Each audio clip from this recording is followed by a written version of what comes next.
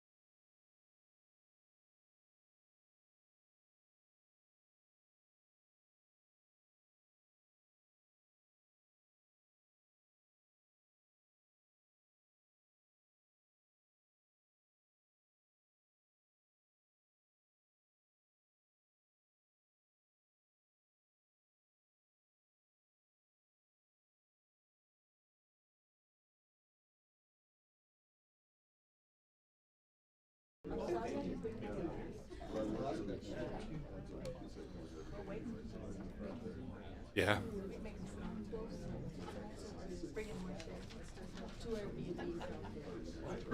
Okay. I'll start off the paper. Have your pledge and prayer lined up? There's a couple chairs over here. If you need three together, there's two in Second. front. 27.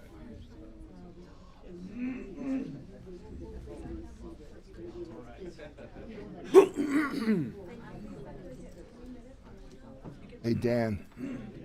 Dan? Dan. Here.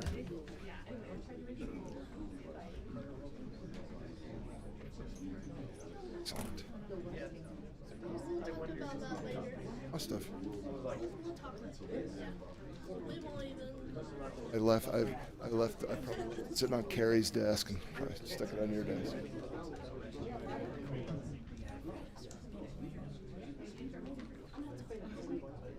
It is still thinking. All right. Good morning, everybody. Welcome to Iron County Commission. Today is the 22nd, I believe, of November 2021. We're going to start out this morning by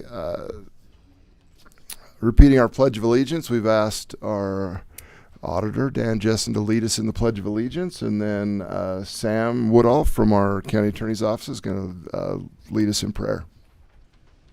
Please join me for the pledge. Ready, begin.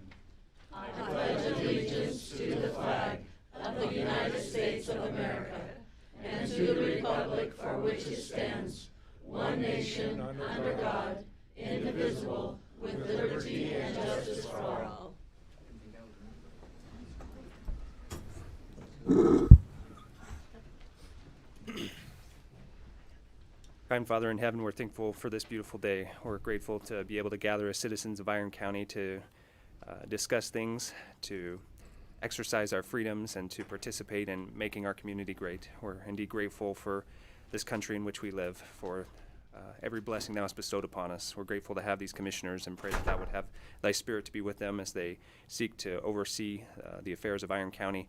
We're grateful for their service in this form of government. We're thankful for our Savior and for his example, and pray that we can be mindful of him as we go about our daily walk. We love thee, and we ask these blessings in the name of Jesus Christ. Amen. Amen. Thank you. All right. We've got minutes from our November 8th, 2021 meeting. Is there any questions, discussion on those minutes? Nope, All I right. sent my one little, Call for motion to approve. do you want me to do it? Sure. I'll move to approve the minutes for 11/8/2021. Second. It's been moved and seconded. All in favor? Aye. Aye.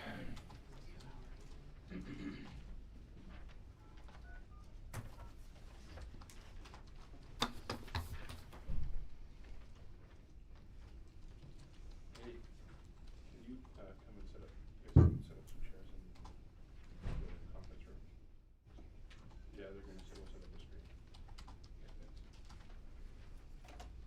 So just in case we're going to actually set up an overflow, we're doing okay for a minute, but we're getting close. So we'll have it on broadcast, and they're going to set up some chairs. Excellent. We've also got approval for claims of payment from November 8th, 2021 to November 21st, 2021. If there's any, Move to approve the claims for November 8, 2021. Second. it's moved and seconded. All in favor? Aye. Aye. All right. Let's move on with our departmental reports this morning. First up is our auditor's office.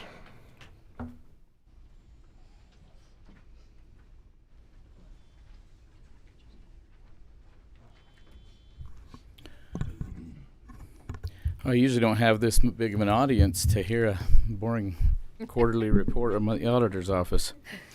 I will be talking a fair amount today later, so I won't take too much time. But as you know, today I'll be presenting on the 2022 budget and also doing a public hearing.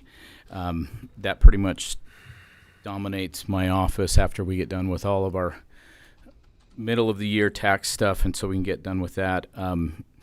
And next week, or not next week, but in the next meeting, we'll be amending the 2021 budget. It's our final amendment of that. So if department heads or anybody has any concerns or amendments, this is the last opportunity of the year that we actually have to amend the current budget. I need to know about it.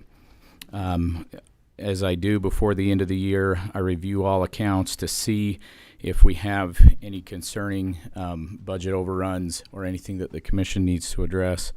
So I'll be forecasting the year ending of all of those accounts. I actually do go line by line through the thousands of accounts and kind of make sure that we don't have any surprises that we find out at audit time.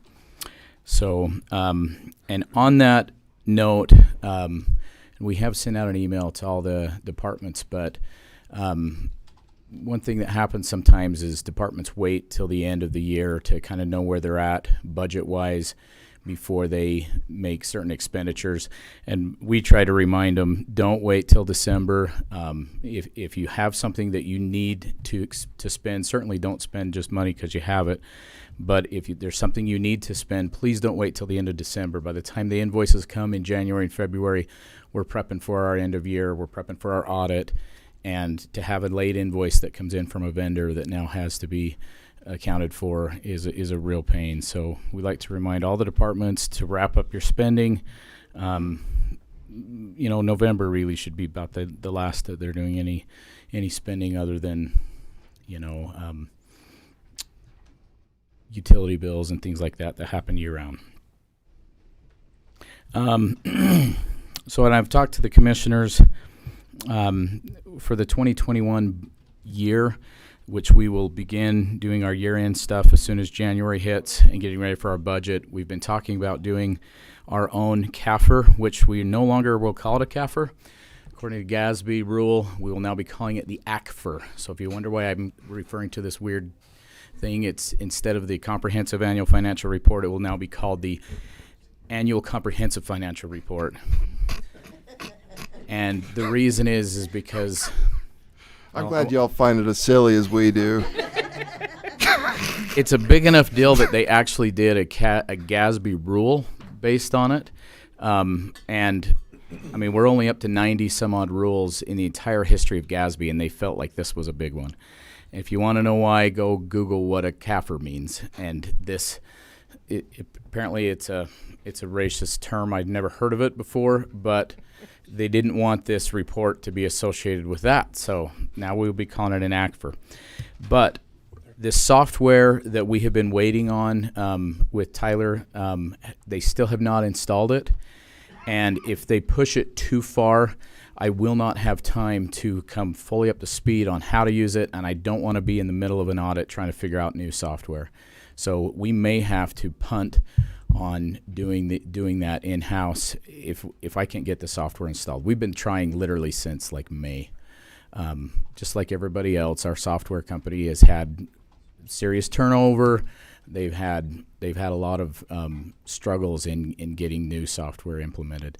And I've even told them, hey, just install it, and then I can figure it out myself. I can watch training videos, but we haven't even been able to get them to do that. So if they don't get it installed here pretty quick, we may have to go to a plan B. The downside of that is by doing it in-house, we're able to save some money on our audit costs, and I was really proud of the fact that we were going to be able to save a bunch of money by not having to subcontract that out.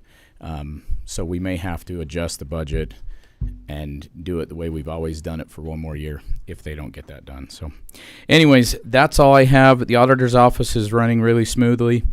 As you know, Christine retired, and she was replaced. We've had a little bit of turnover ourselves this year, but I kind of feel like everybody is getting up to speed. I'm really proud of my crew, and they do a great job. So any questions from the commissioners on that? No. Thank you. Thanks, Dan. Wade, here from our fleet management department, which is new. I think is this your first commission report or second? My first report, yeah. We expect big things. We've got some big things happening. Thank you.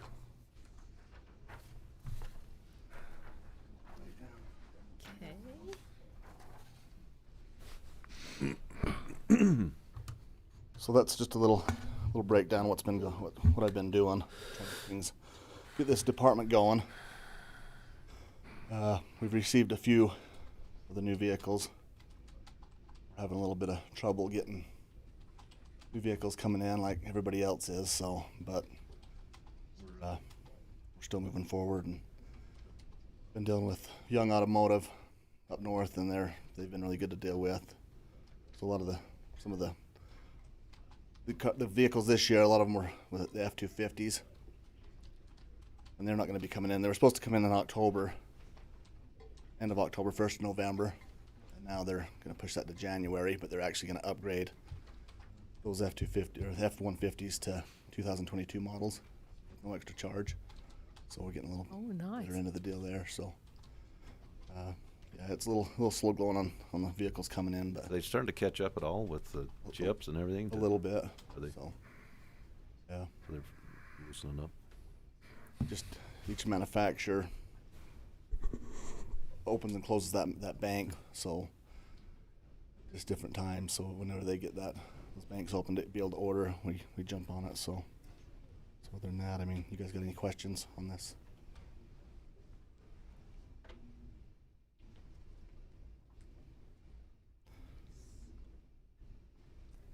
Got the RFP sent out to the different, So me and Dan's we're gonna work on that. working on that. Yeah, we're gonna do another analysis Oh, for next good. year on all the different vehicles. See what's Maintenance, see what's well on the maintenance part of it.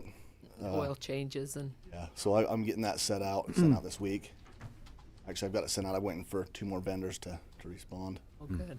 Price, so Have we had good response yeah, for that? yeah, Good. we have. So Great. Did you find somebody to repair the roof? I haven't yet. I've talked to Cal Rollins, yeah, about I haven't seen him yet to get a quote on the insulation part of it. But he hasn't been there yet, so I'm still waiting for another bid on the roof repair itself. So I have a question not related. Are you finished with your report? So you did that study, the traffic study up on Dry Lakes. okay. And we need to have a meeting. Can you get that together so that I can have the mayor up at Bryan Head wanted to be involved with that? Some of the people here in Parowan. Can we have a meeting and go over that? When you sent that out, by the time it was so tiny, Yeah. and I wasn't sure exactly how that, how to read it anyway. They're kind of So complicated. could you get that together and let's set up a meeting in the next week or two, and Okay. so we can go through that and over that. Yep, I will. We need to probably have Grant there too, so that we can realign all that signage up there. It's kind of helter-skelter, and I think that'd be really beneficial if we can get together and have a meeting on that. Just let me know when you want to, and Okay, I'll get that put together. get here that put soon, so, together? yeah. Okay, really good. Thanks, Wade. Thank you. Thanks, Lee. Going to excuse Maria Twitchell today from Parks and Rec and Tourism. She had a deadline. I don't remember exactly what it was, but it was something that kind of hit last week that has to be done on some grant stuff. And so That's what I was going to say. yeah, probably a so grant. it is. So she asked if she could be excused and apologizes, but that took precedence from the report. Sheriff's Office. I don't know. I don't we think he's. we don't have our sheriff isn't going to be here today, but Is that me? absolutely it's you. It's the Lieutenant Shaver from Corrections. Come on down.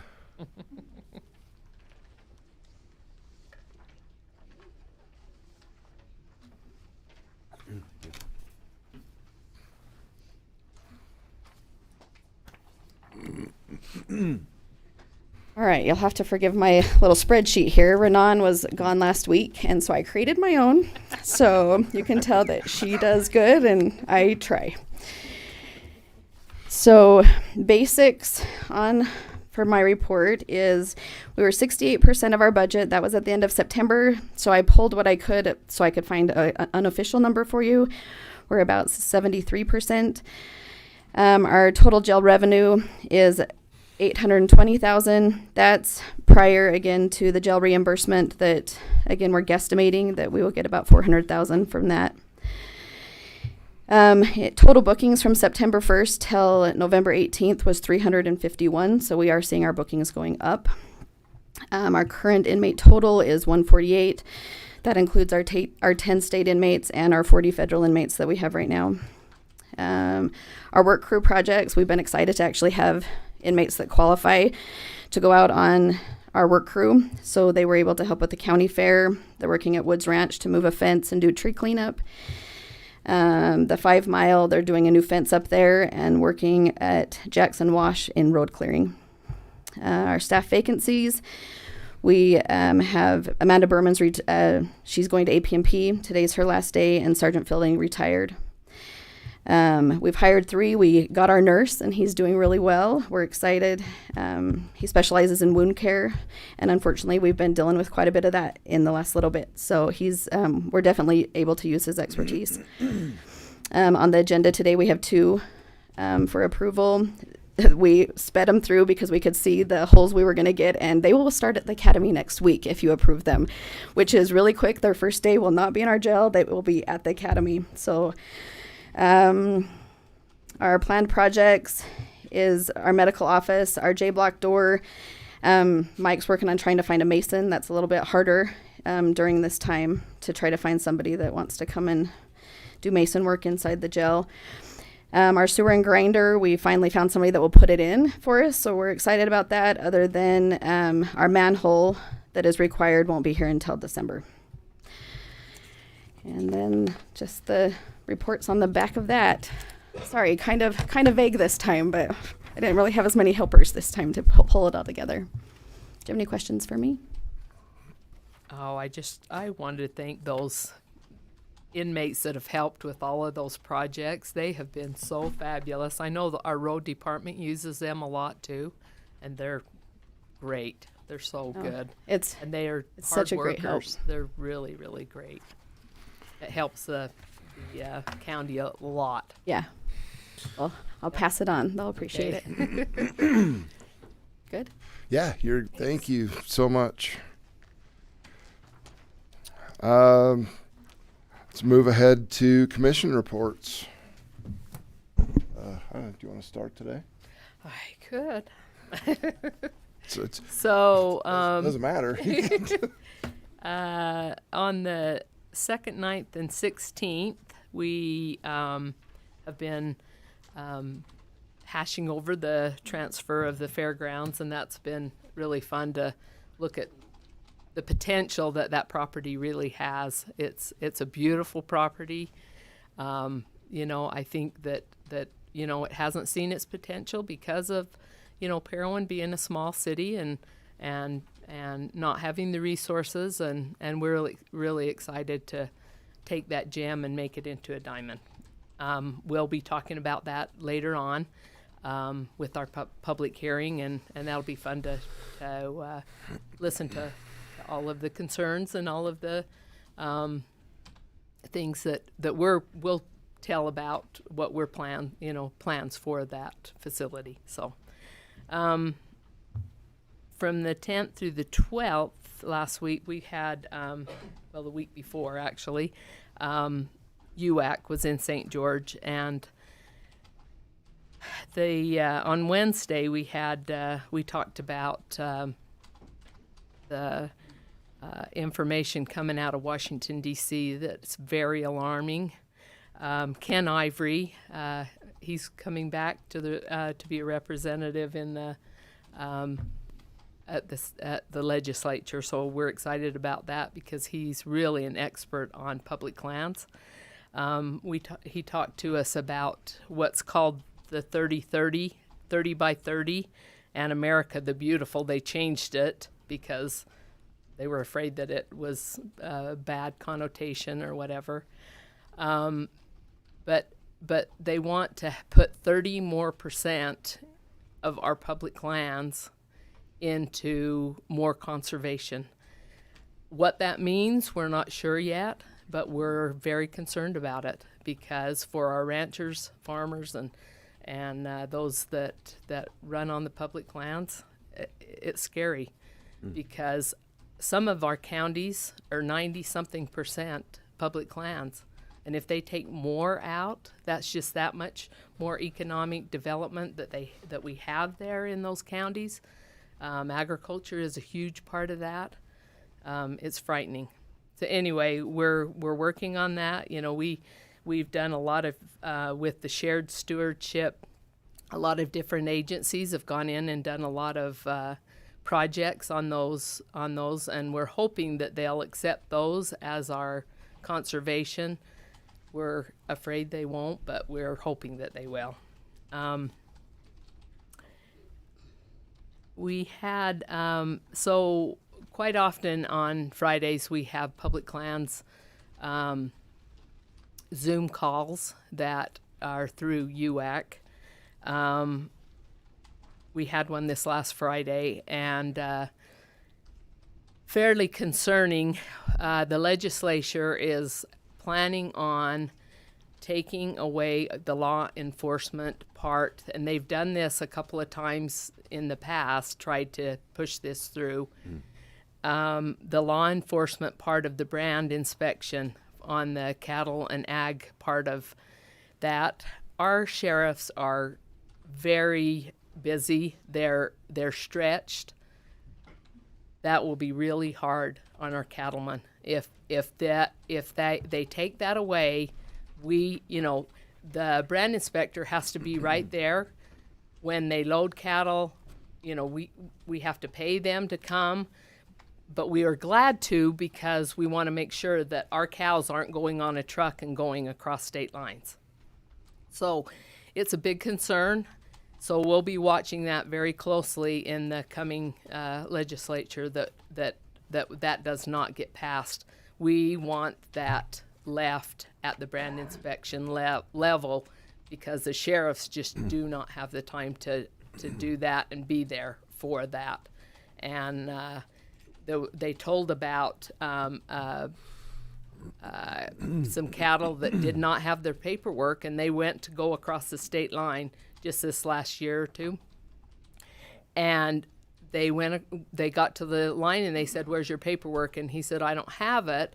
And he said, "You're going to unload these cattle right now," the brand inspector on the one side. They called the other state and they said, "Yes, we're going to unload." They unloaded them. There was 3 stolen cows on that load right there.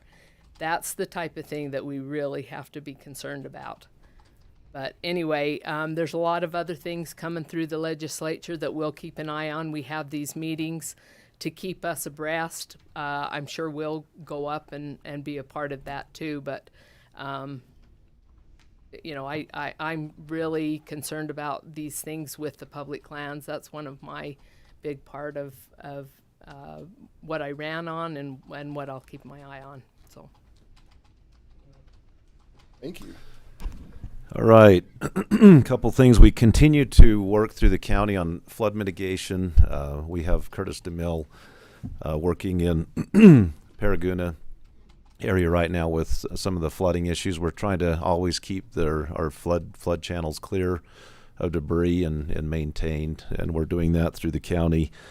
He finished up some work down in Canaryville in that area. Just another issue we're working on is the Newcastle Fire Station. We're doing addition to that, and that's moving through the process. Should go out to bid sometime soon. They're in desperate need of some added facilities out there. But I want to take a minute today and talk a little. I'm sure a lot of you are here to talk about the correctional facility, and I want to talk a little bit about my involvement from the start. I was elected 3 years ago to the county commission, and I'm kind of a remodel guy. I don't like tearing down old buildings. I like to remodel them. And many of you probably saw the debate when I was on the city council about the snack shack at the ball fields.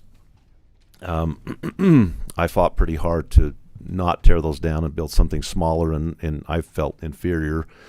I'm personally not in favor of tearing down East Elementary. I'm in the cabinet business, and for years I have been involved, especially in Sevier County. I've been involved in remodeling a lot of structures and bringing them up to code and making them better and saving the taxpayers a lot of money. When I was elected to the county commission, I was adamant and very opposed to tearing down our current correctional facility, jail, and wanted to remodel that.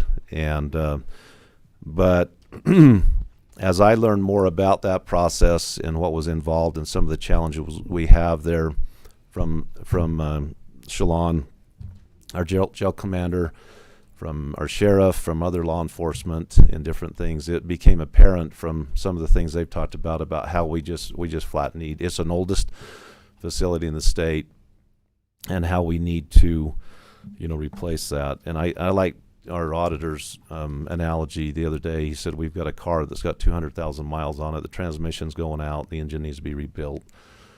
The car's full of kids, and the wife's pregnant, and we're out of room. And he added that little bit this morning to me.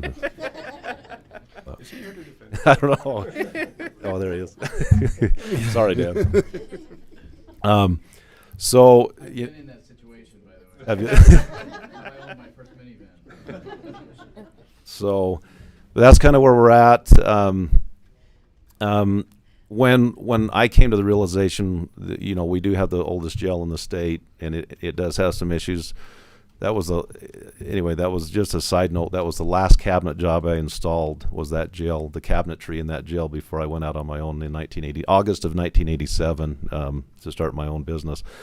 But anyway, that doesn't matter. But anyway, when we started talking about a new facility, I immediately went to, because we own land out by Iron Springs, by the landfill. And I immediately went to Frank Nichols, who's a great guy, and I talked to him about the potential of building a facility out there. And we actually own land right behind the animal shelter right there, but it's right next to an RV park, which I didn't think would be very conducive to put a correctional facility right next to an RV park. But talk to right next right. to the I mean, same we're talking row. right next door.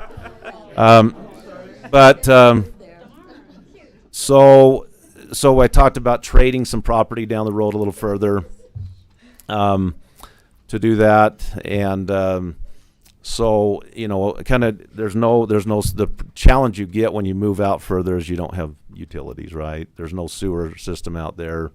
Frank had talked about building sewer lagoons and different things, and I think he's still looking into that. But that's when law enforcement came to us as commissioners and said, look, this is a real challenge to be that far out, and that's when we started looking closer to town for a site. And so anyway, I would like to propose to the other commissioners today that we pause this process, that we slow it down, that we give time, because there is so much concern and it's an emotional process, that we go out, we look at all of our options, and we're open to suggestions. If any of you find locations that might be better, we're open to looking at them.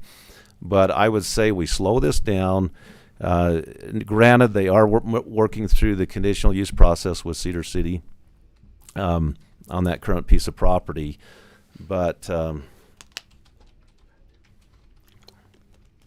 I just I talked to the sheriff last night and gave him a call, and I think we've been talking about a correctional facility for as long as I've been elected, and I know there was talk before that, but it seems like once you pick a site, obviously it's created a lot of interest, and people now are realize that there is this discussion going on. But I think there needs to be, like I said, I think we need to slow it down. We need to have some town halls with our law enforcement, have them give reasons why they think it should be closer to town, and help inform and get feedback from everybody in the public. And so that would be my proposal, is to slow this down, to look at other opportunities, and to see what we can do and get the feedback that the public needs. Obviously, there's going to be some comments today and public comments at our next meeting, but that's just something I wanted to bring up and say. I don't know if these other two have something to say in that regard. So. Well, so just to kind of explain the meeting structure that we're in right now. County Commission has kind of two. We have the 9 a.m. meeting, which is administrative, where we hear department reports. At the 10 a.m. meeting, we will take public comments, but by law, we can't comment back or we can't answer questions because it's not agendized to do that, and it's just illegal. What I would propose, and I talked to the other commissioners before, and we'll have a few minutes. This meeting is going to get finished early because we had, the sheriff wasn't here and our Parks and Rec people weren't going to be able to be here. But we can't go on record with the 10 o'clock meeting until 10 o'clock.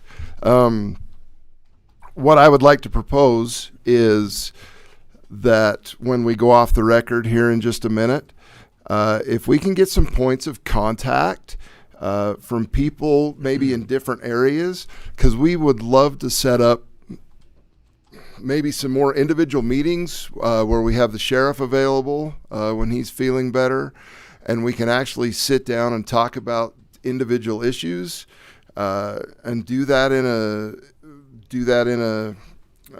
an arena that's not us sitting up here on the bench and you guys down there.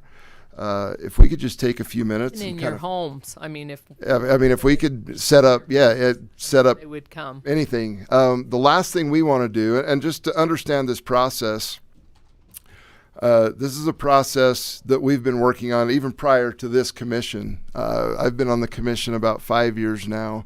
We were working on this process with Commissioner Adams and Commissioner Brinkerhoff as well, and did some feasibility studies on some different sites. To follow through on the analogy, it was at 200,000 miles 7 years ago.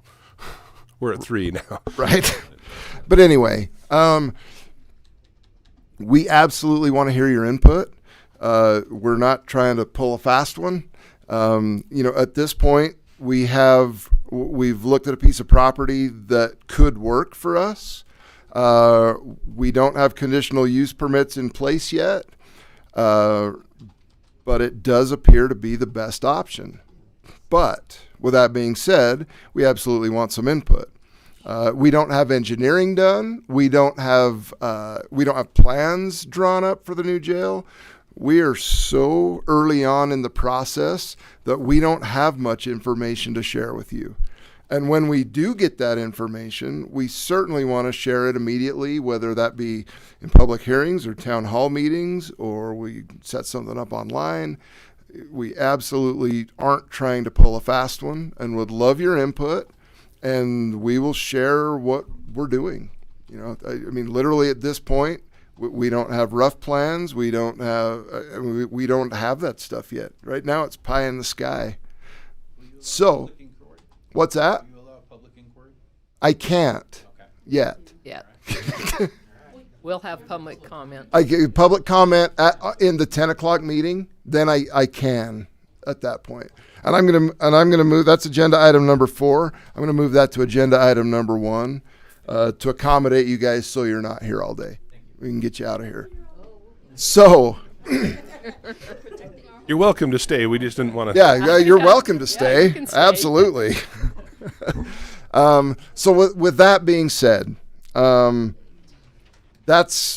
our plan, and I certainly don't want to leave anybody out. With some of the things that I've been working on the last couple of weeks since our last meeting, the Inland Port project is moving forward. We're excited about that. We got the last memorandums of understanding signed between the county and private landowners, which basically give us the permission to move forward to figure out what the inland port looks like. Are you guys familiar with the Inland Port project? It's complicated, but in a nutshell, we would have the ability to bring goods from all over the region and be able to ship those by rail to the port to get that supply chain moving faster. We've got some really exciting partnerships going with some private landowners who are involved, which has actually spurred the Inland Port Authority of Utah to look at Iron County as a regional hub for that project. And bottom line, in my opinion, I think this is going to boost our economy, similar to what the iron mines did back in the 50s. It's going to be a huge project that's really going to benefit not only the Western United States, but Iron County is going to kind of be the hub of that. We're excited about that. I've spent a lot of time in economic development the last week or two. The Innovation Center at Southwest Technical College opened. They are a really cool resource for small business. They've got 3D printers and laser engravers, things like that. They can actually help somebody with a product idea to the port, to prototype that kind of thing, and then they've got all sorts of resources to line them up with different avenues of production and marketing and all that type of thing. They just opened up this last week for business. So with that, I spent some time with both Danny Stewart.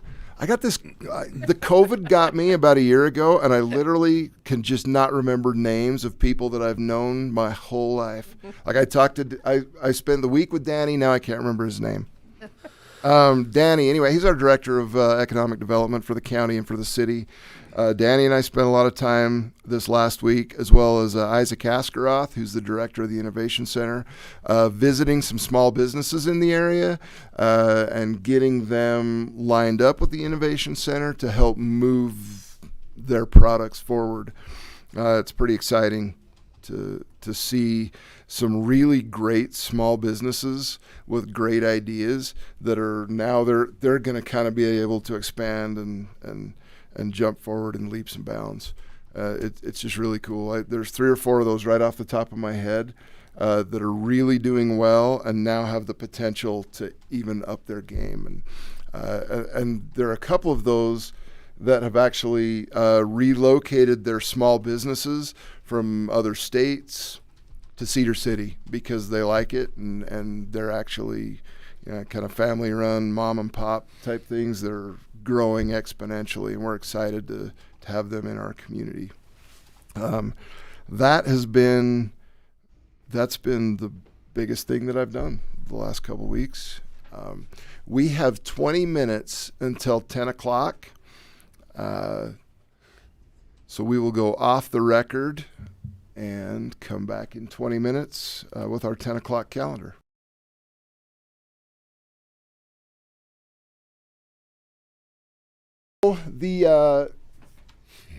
It's not like one. It's not necessarily. How do I put this? It's not necessarily one. It's not necessarily one facility.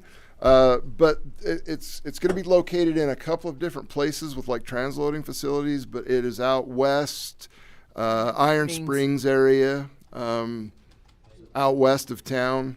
Really, the businesses are pushing this. I mean, we're on board with it because we feel like it'll be such a great thing for our community as far as economic development. But we definitely, have all of those entities. We are so lucky here to have that rail already that comes right in. They can add on to that rail, make it fabulous. And also the airport and I-15 that comes right through. So we have all of the things to make this really work.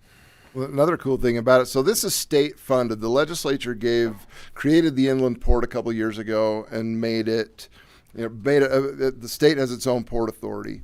And they gave them a large chunk of money to finance that project, where we're kind of uniquely set here in Iron County with some private businesses that really want to utilize that. And so it's not costing us as the county, county taxes. It's really not costing us anything for that infrastructure. It's funded elsewhere. And but the cool thing is we've got some private businesses that want to develop that on their property, so the county's not purchasing property. This is a really great example of a public-private partnership, and we've signed some memorandums back and forth to work those details out. Another cool thing is the existing businesses in Port 15, kind of our manufacturing facilities out there. The rail into that portion will also probably be upgraded. There'll be some improvements made there as well with that project. So it's going to give us a really great opportunity to. What's the timeline and infrastructure? I don't know. That's we're at a preliminary stage. Pushing hard. They're pushing hard. Those businesses are pushing hard. They said, we'll do it without you or with you. Right. This is great. Yeah. So Great news. absolutely, and it's been fun to report on this because we've been working on this for several years, and again, it's been this pie in the sky type of a thing, and all of a sudden it's reality. We're in weekly. I'm not going to say weekly, but periodic meetings with the Inland Port Board. We've got these private enterprises that we've got memorandums of understanding with now, and they're really motivated to grow their businesses, and so they're really motivated to work with everybody to get this infrastructure. We had the inland port, that Jack that came and talked to us at UAC, and how he explained this, which all of us know that there's all those cargo containers out in the harbor waiting to come. Part of that is when they come in, it slows them down to have to open a container and take part of the material, the product out, and then put them back up. So what they're thinking is if they come to Salt Lake, so Salt Lake is also going to be a part of that inland port, and Tooele also. They may even have some, like in Beaver County, offloads and onloads, but for our agriculture, it's going to be fabulous because we'll be able to load our hay cubes and that type of thing and send it out. But in Salt Lake, instead of doing it there, they can ship it right to Salt Lake and then do that changing of Amazon or whatever, and it's going to speed up the process. And that's what they're really excited for us to have that in Utah. Yes, sir. My understanding was when Port 15 was originally put in that somehow the school district was going to be a beneficiary as well because of ground that they own. Is that still state? Yeah, their state, their Sitla land there. Would be a Yeah. blessing to us. Yep.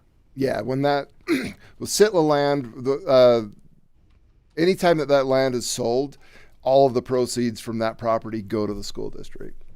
So, yeah, as the will manufacturing fills out there and that Sitla land is taken up for manufacturing, then those proceeds do go to our school district.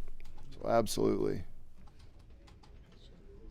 Is there somebody who is there somebody who can be a point of contact on this jail thing, or are you guys Are you all from the are same you all area? Are you all together? Are you all who can we reach out to? Unfortunately, you have a lot of people, and I'm just one person in one neighborhood.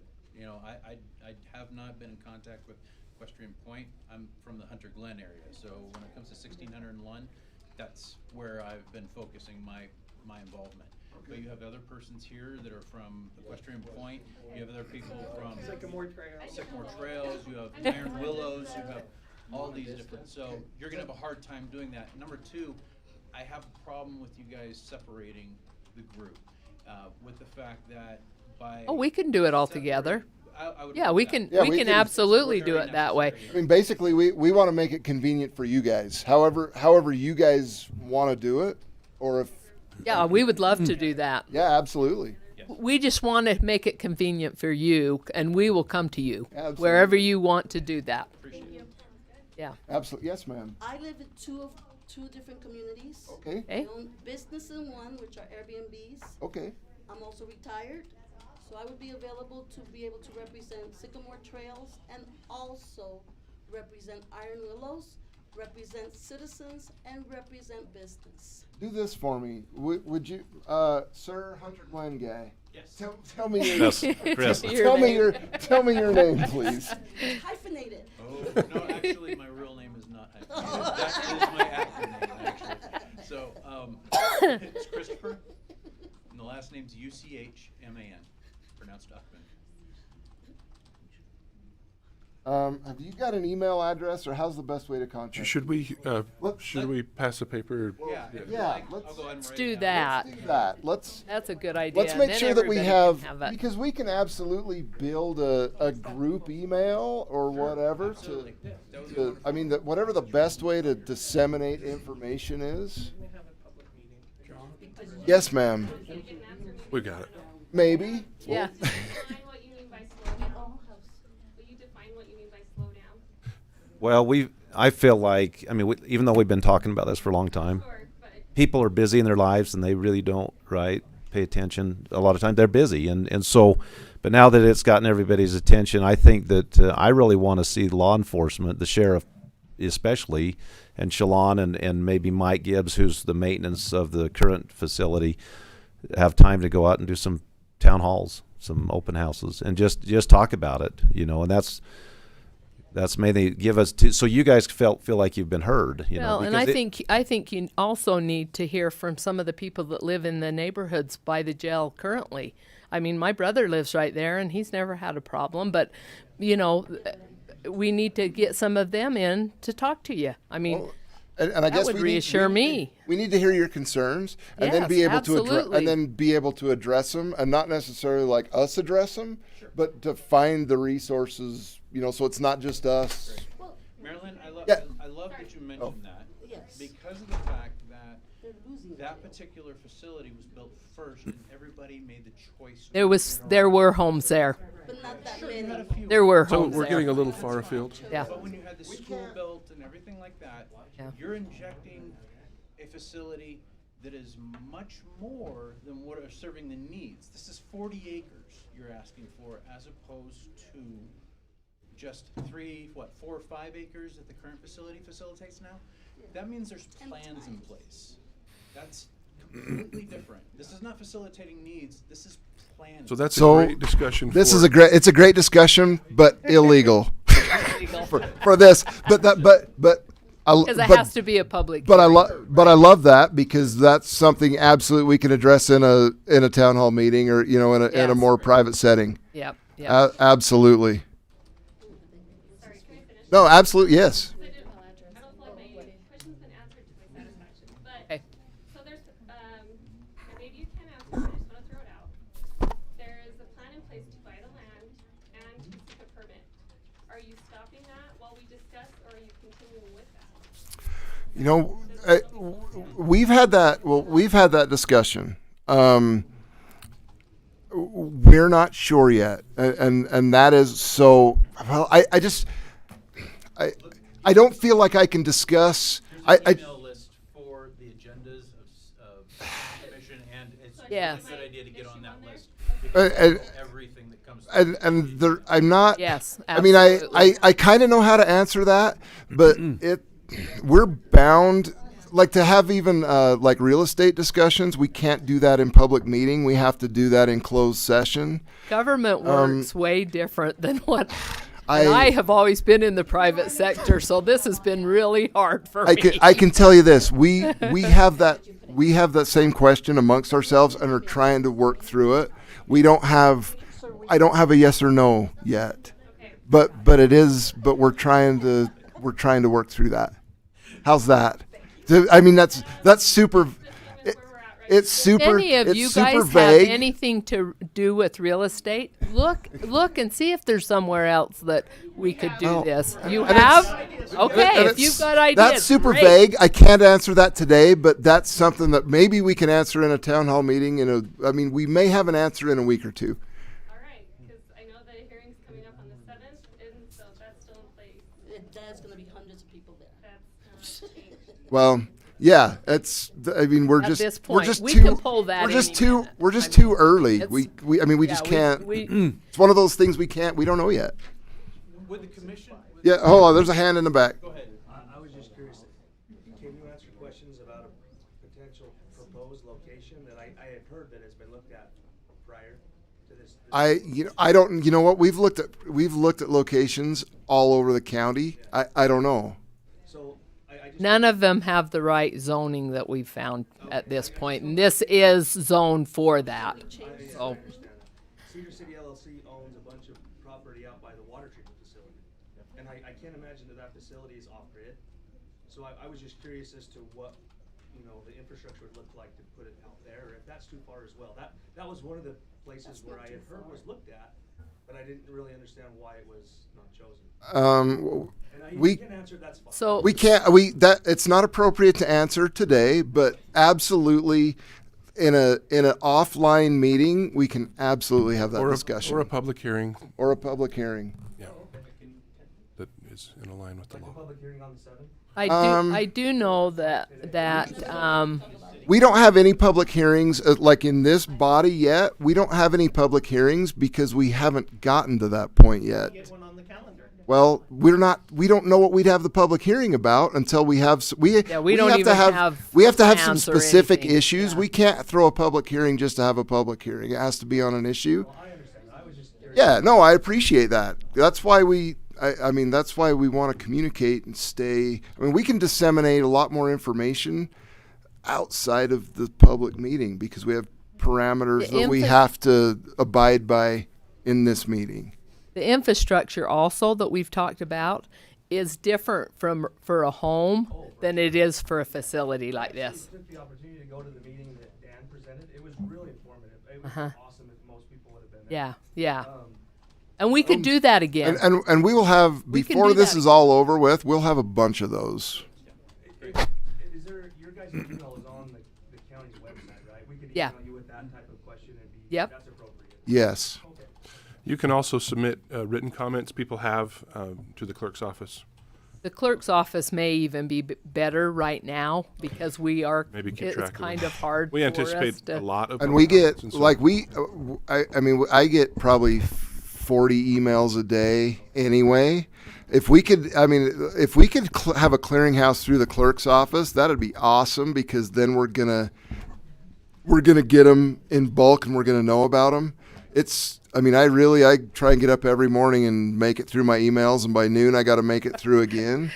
Would it be fair to say that there are entities that are working on this project that have not necessarily been informing you about how far along they are in their plans? No, I don't think so. Not at all. Mm-mm. No, we truly, we are the entity. And when no, there isn't anybody else working on it. No. Thank you for that. I'm kind of new into the whole this. No, God, you know what? It's so nice exactly. generally there's about 5 people at this meeting. And beautiful. and We 11 love seeing and all 11 online. This is awesome. I love more public input, especially when we have issues like this. Since we're off the record. Yeah. Are we currently off the record? I believe so. I'm still Jo- screaming. Jo- We John's went into break, but we've kind of been in this weird limbo. okay. I'm not very happy about where we are. No, this makes John really nervous. I just want to address the board. Thank you, Paul, for all your information you've been putting out on the forums that have been put up and different things like that. Really appreciate it. People who've been participating and putting their input in there. I would ask that we be very careful about what we encourage in regards to language that is being used in these public forums. Unfortunately, somebody went across and started discussing that persons who have what is considered public clamor or NIMBY type concerns were fools. And one of the members on this commission went ahead and upliked it. That's not a good signal to send out to people when we're trying to get our concerns addressed or talked about, Right. or even gather information based off of those concerns. Right. So it's really important. And I think it's so important not to this doesn't need to be a social the people shouldn't go to social media to get their information. If you've noticed, you have not seen me weigh in on. I've tried to. Well, I started to, and I've tried to. I got in trouble, so I backed off. I haven't gotten on social media except for to like my kids' pictures, and it's just too much, and so that's why I mean, when you're texting on social media, it comes across different than what you meant it to be, and we all know that that's the way it works. Yeah. And so, these town halls will be so much better. Well, I mean, we can talk person to person, and yeah, absolutely. Well, that's why that was my main point to say let's slow this down so because it really is it's really the law enforcement's job, the sheriffs and Shalon and Mike and those guys in that arena to sell this to the public. We vote on it, but it's their job to say why we need this. Well, the sheriff's an elected official, and he says we need a new jail, so we vote on it, but they've got to sell it to the public, and that's why I've been very quiet. I answered a first question about what our thoughts were on that piece of property, but since then I've thought, we need to slow this down so the sheriff can schedule public hearings or public, town halls and answer your questions and answer them in the way he answered them to us. Why do you need that this close to town? And you guys need to hear what he proposed to us. To be honest, I myself do not have a problem with it being close to town because there are needs that are facilitated by it being close to town, and that is correct. Unfortunately, there are some ramifications putting it 10 minutes away from medical facilities. There are ramifications putting it into an area that needs new schools. So we're at 2 to 10. This is all good discussion for a town hall, and we're going to push. We're going to push items 1, 2, and 3 after item number 4. You only get 3 minutes, though, right? You only get 3 minutes. minutes. Isn't the only time you'll get a chance to speak, and yeah, the can't worry I have is we're we 8 can't miles afield respond. from where we should be right Yeah, now. we've gone way off base. I wanted to kind of move this. I wanted to move this discussion in another room, but this was convenient. But I think we're it's not going to be able to. But I think it's we im- would after all of our meetings if. But I think this is important. I mean, we've got some let's good turn input. the volume up in that room, John. Oh, Can we they get the turn volume up in that room? Oh, is it not turned up? I guess not. I'll work on that. okay. Are you gonna go take a break? So the other thing, hey John, I know when we've done this before, there's a bit of a delay. We might need to shut the doors to that room over there just so it doesn't drive me nuts. I'll lose my train of thought worse than normal, and it'll be a bad deal. All right, we're back at, let's see. John's not here to push the go button, though. We're at 10, but John's the official timekeeper, so as soon as he gets back to...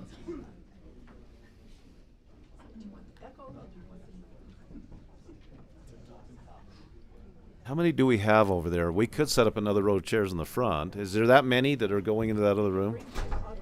We could probably add a row on the side. I can help do that.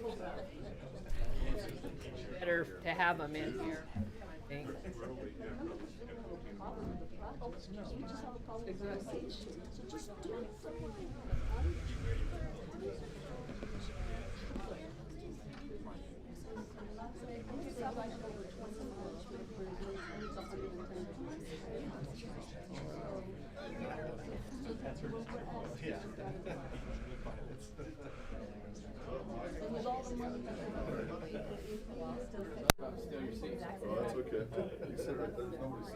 Lots of chairs.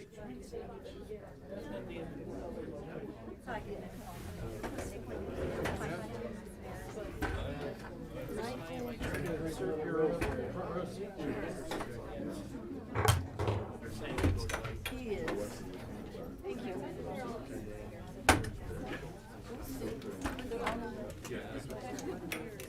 I lost my husband.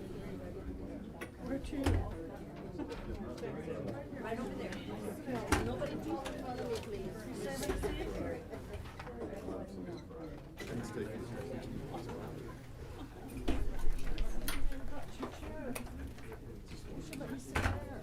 She said that Jerry.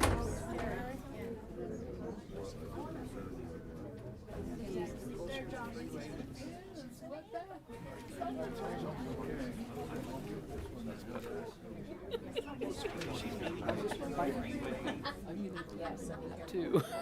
I might call him.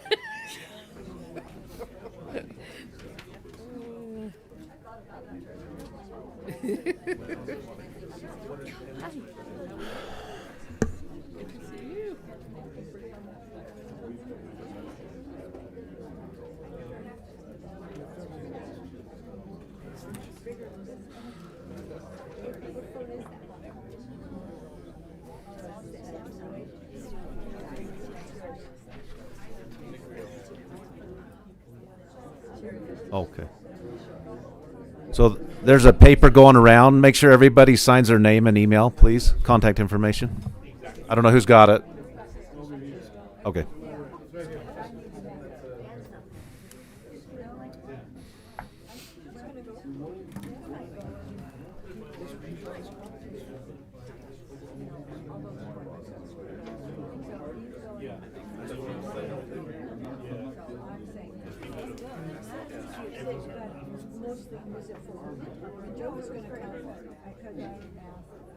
Some might be here for that. I don't know. Yes. Can you testing?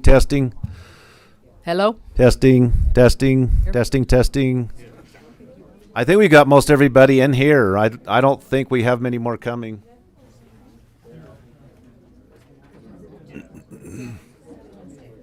We're just going to try to get in here. There's like a 10 to 15 second. Yeah, I think we've got everybody in here that are here. Yeah, So I think we're so. good.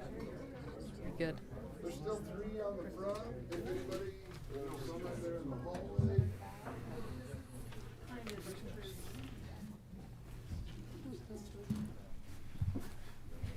Yeah, that'd get really confusing. Hear yourself 10 seconds later.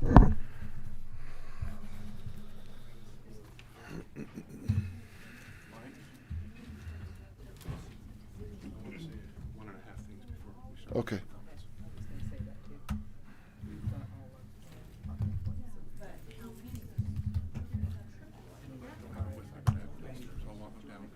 I'll walk down before we have that, but we'll get through this. Okay.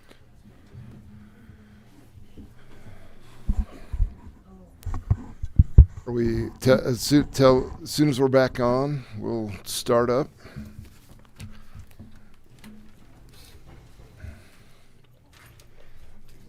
Okay, go ahead. Okay, welcome back. It's a little after 10. We've got a full house. We'll keep an eye. If other people come, we'll get them a seat and We got a few accommodate them. There's a couple in the front. John. I just wanted to say I anticipate lots of public comments today, so please make sure that you've written your name, especially if you get up, but written your name on the board, because when we try to do the minutes, we want to get your name right, and then state your name when you come up, and Mike will give you a few more rules on public comments. Yes. So public comments are just that. In fact, let me hold on so I don't screw this up.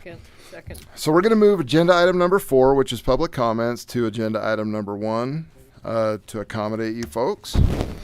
Public comments have to be limited to 3 minutes, and these are the standard rule for public comments, not just today. This is every meeting. Public comments, 3-minute time limit per speaker for public comment participants. Should not repeat others' comments, only for items not on the agenda. No items related to commission's role as an appeal board, and comments should be directed to the commission. No attacks on other people's characters, which I'm not worried about. Sometimes there are, but we're not worried about that. So the fairground will do on the agenda on that one. So Yeah, so all yes. of the others. will Yeah, be allowed items now. relating to the fairground issue, that is agendized for a public hearing, and but that'll be upcoming. We'll get public comments out of the way first. Going to ask John to monitor the. Sam will do that. Sam gonna. Oh, he's Okay, got the time. Sam's gonna monitor the 3-minute time limit, and I will open the floor to public comment. Come to the microphone, speak really clearly, give your name for the record. But do you have a question, sir? No, I was raising my hand to volunteer to speak. Oh, come up.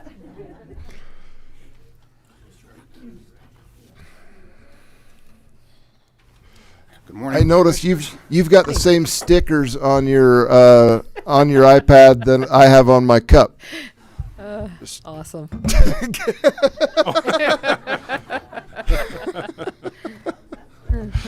Actually, to help me to find it. Okay. Plus my belief system. So, okay. I took a few notes because I'm embarrassed. Could you by tell us your public name? Speaking. My name is Kevin Smith. Okay. Part of my introduction, and confirms my nervousness. Okay. Doing great. I am- No reason. I am too, every commission meeting. Okay, now I want to start because Excellent. All right, so unless or until something better comes along, I support the industrial prison complex. I support law enforcement and the judicial systems in apprehending, convicting, and sentencing the criminal element. I believe a new jail providing temporary housing to 600 city, county, federal inmates would be a cash cow for county coffers. I believe a 40-acre property could soon double the number of planned pods, which I understand through social media might be 2. Though I'm optimistic, I'm not sure how many additional pods could be hosted on 40 acres. Maybe optimistic is the wrong word. Maybe fearful is more apt. Thinking of Utah County, I remember when that correctional facility was built a number of years ago. Anybody remember that? At Point of Mountain, nothing else around there.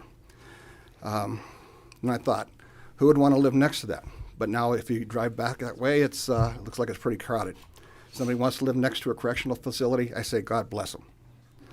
Lastly, I just wanted to share that I moved to Cedar City and Equestrian Point in 2005. I came here from a place called California.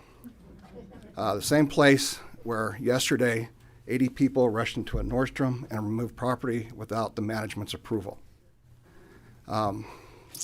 I wanted to avoid those kind of shenanigans in my life, and I thought Cedar City might be the place for that.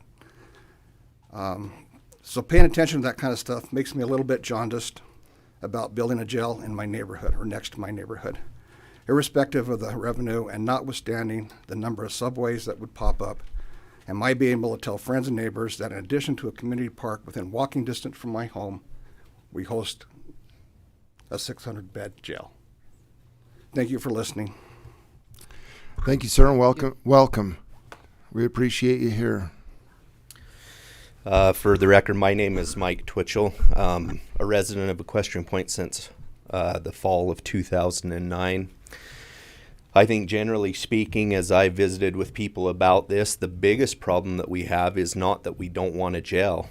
I think we are very reasonable in recognizing that facilities get old, they wear out, they become dilapidated, and to a point, Paul, like you said, they get to a point where they're no longer feasible to be repaired. And we're grateful, by the way, that you even looked at that to be able to see if that was an opportunity. I'm also grateful, Paul, for the desire to slow this down and to go through the proper process to make sure that you're heard. And I know that you guys have gone on with that as well and have feel that way.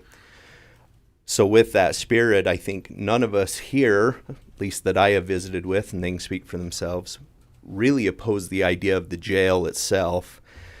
But we do have concerns with being thoughtful as to where it's located.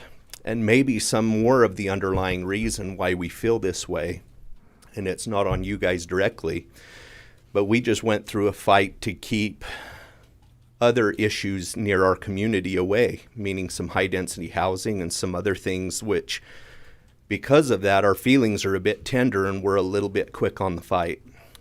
And so with that, I would encourage you and invite you and plead with you to be very considerate of our feelings when it comes to locating that jail and what it might do to us and the way that we feel about our community. Equestrian Point is one of probably the top 5 communities, sub-communities within Cedar City. There are multi-million-dollar homes in that area.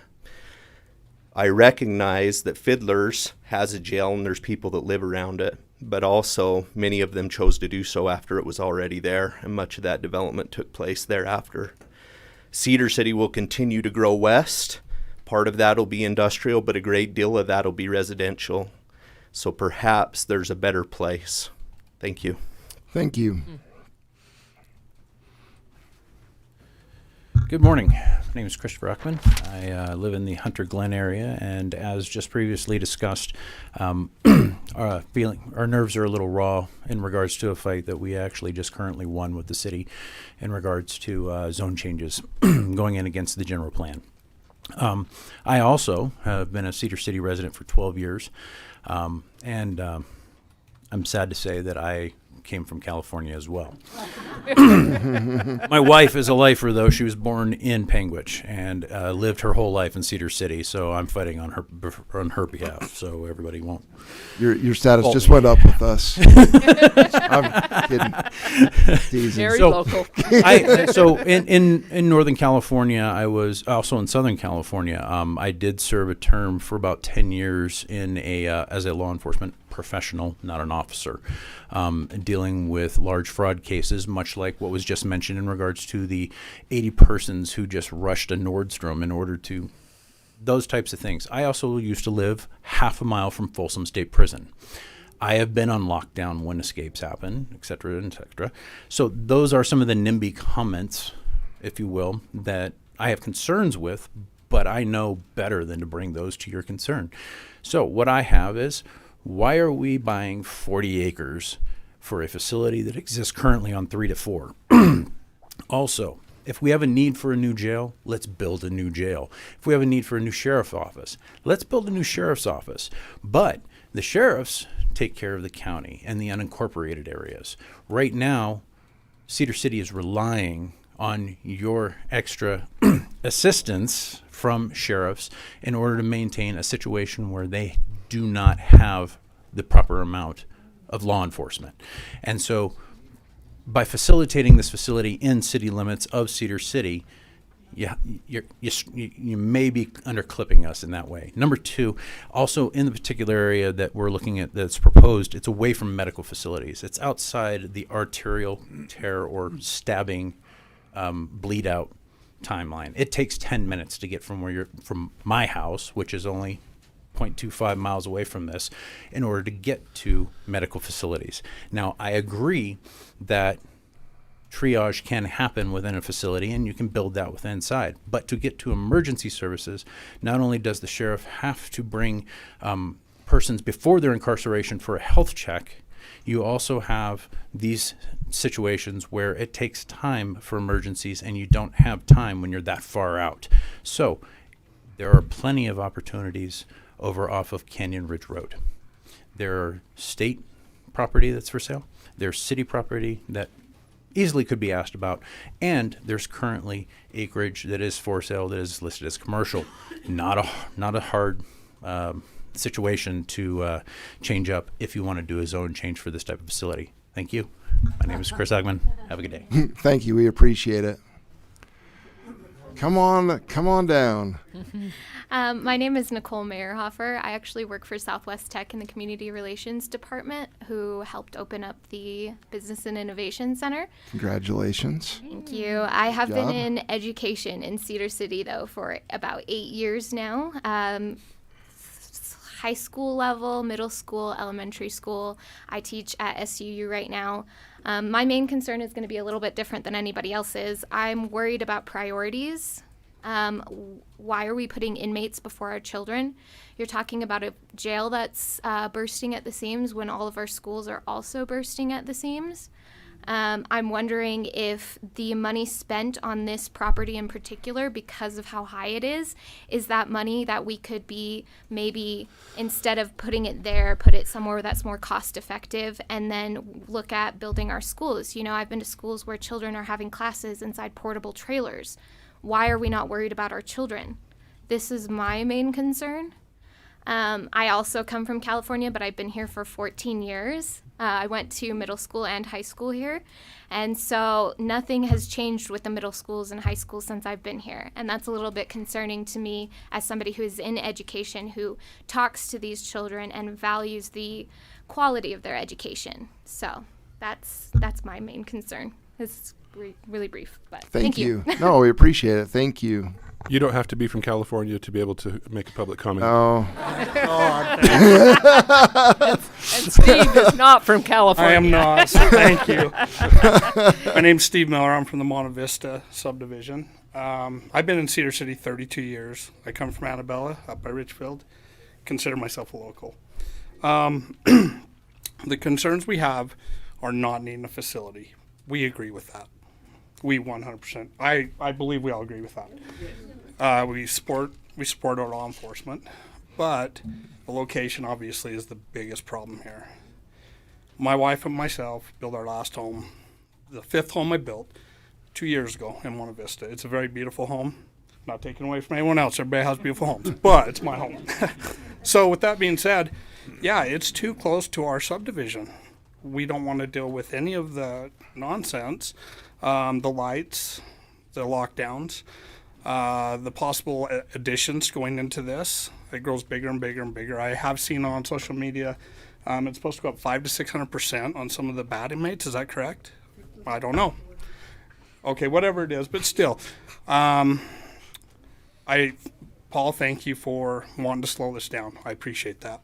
With that being said, on the flip side, the property out by the dump, I think that's a status thing with Frank Nichols. I know Frank Nichols too. Frank Nichols is well known. Yeah, you don't want to put it by a campground, but you want to put it next to my neighborhood. That to me is insane. That's asinine. And we all have our nice homes. We all have our subdivisions. We care about our community. So I want to address that. Absolutely not. We're going to fight to keep it out of this place, with support and helping you find a location. But don't take Frank Nichols areas out of that. I mean, if you own property there, I said it once before, I'd rather pay higher taxes than have this next to my subdivision. Thank you. Amen.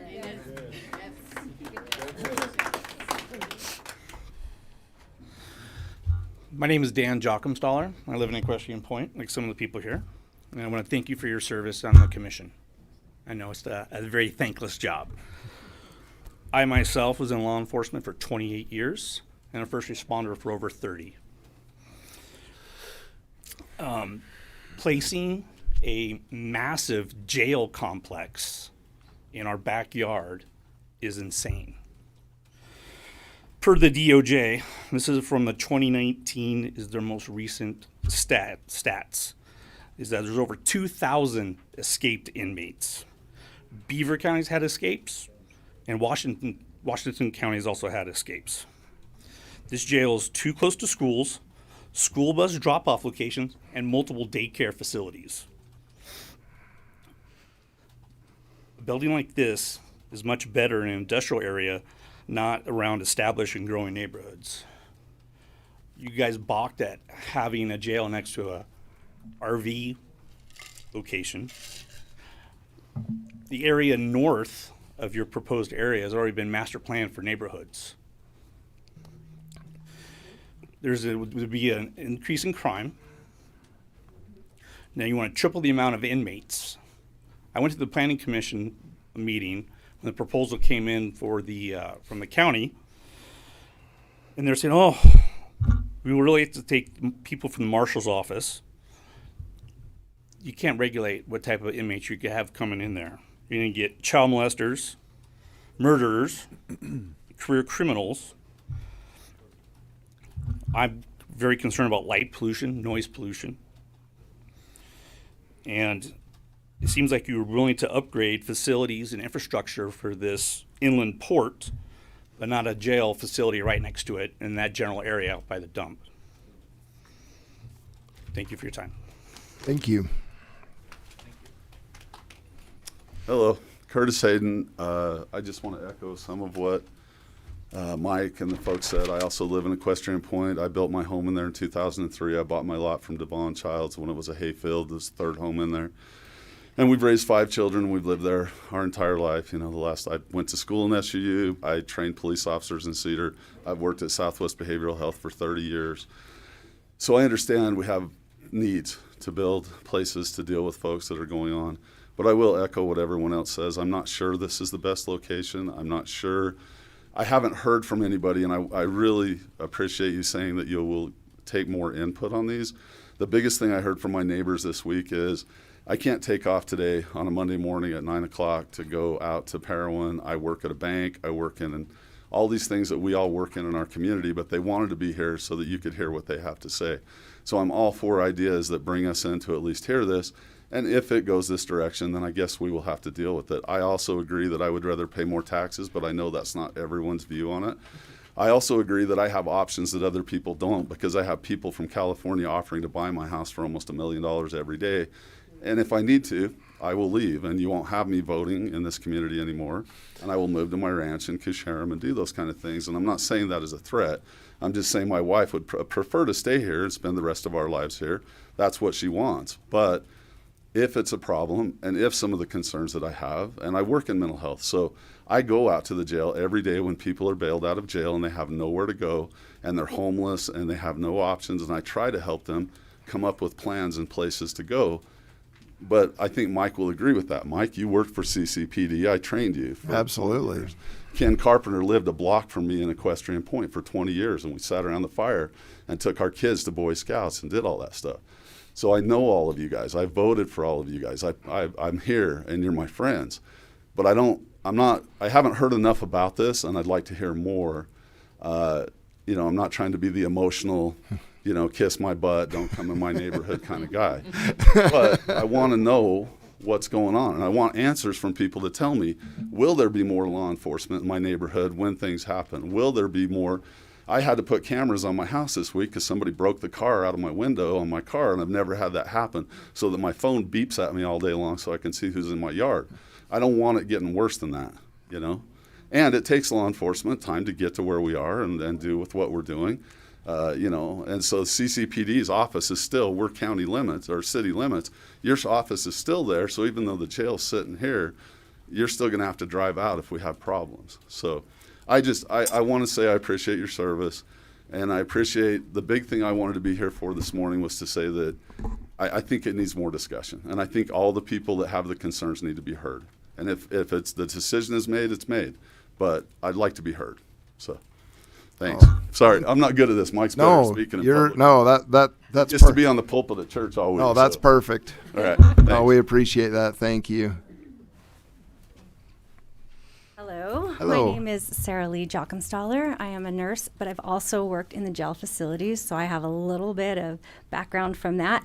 But first of all, I want to say that Heavenly Father has instructed us to put on the armor of God, and that's what we're here to do, to protect our children, to protect our families, protect our animals and our land. So with that, putting that prison near our homes is not protecting us. There's a lot of homes going up in our area, inviting young adults who are going to start families, who are going to be here to build this city up, are going to have their little families around these prisons. Not a safe idea. Working in the prison, working in the jail, seeing the inmates come in and out, and the same ones coming back, coming in doing the same things. We know now that a lot of them are able to be released on the most craziest things and be like, hey, there you go. Go back out into the community. No one's watching them. They're not allowed to watch them.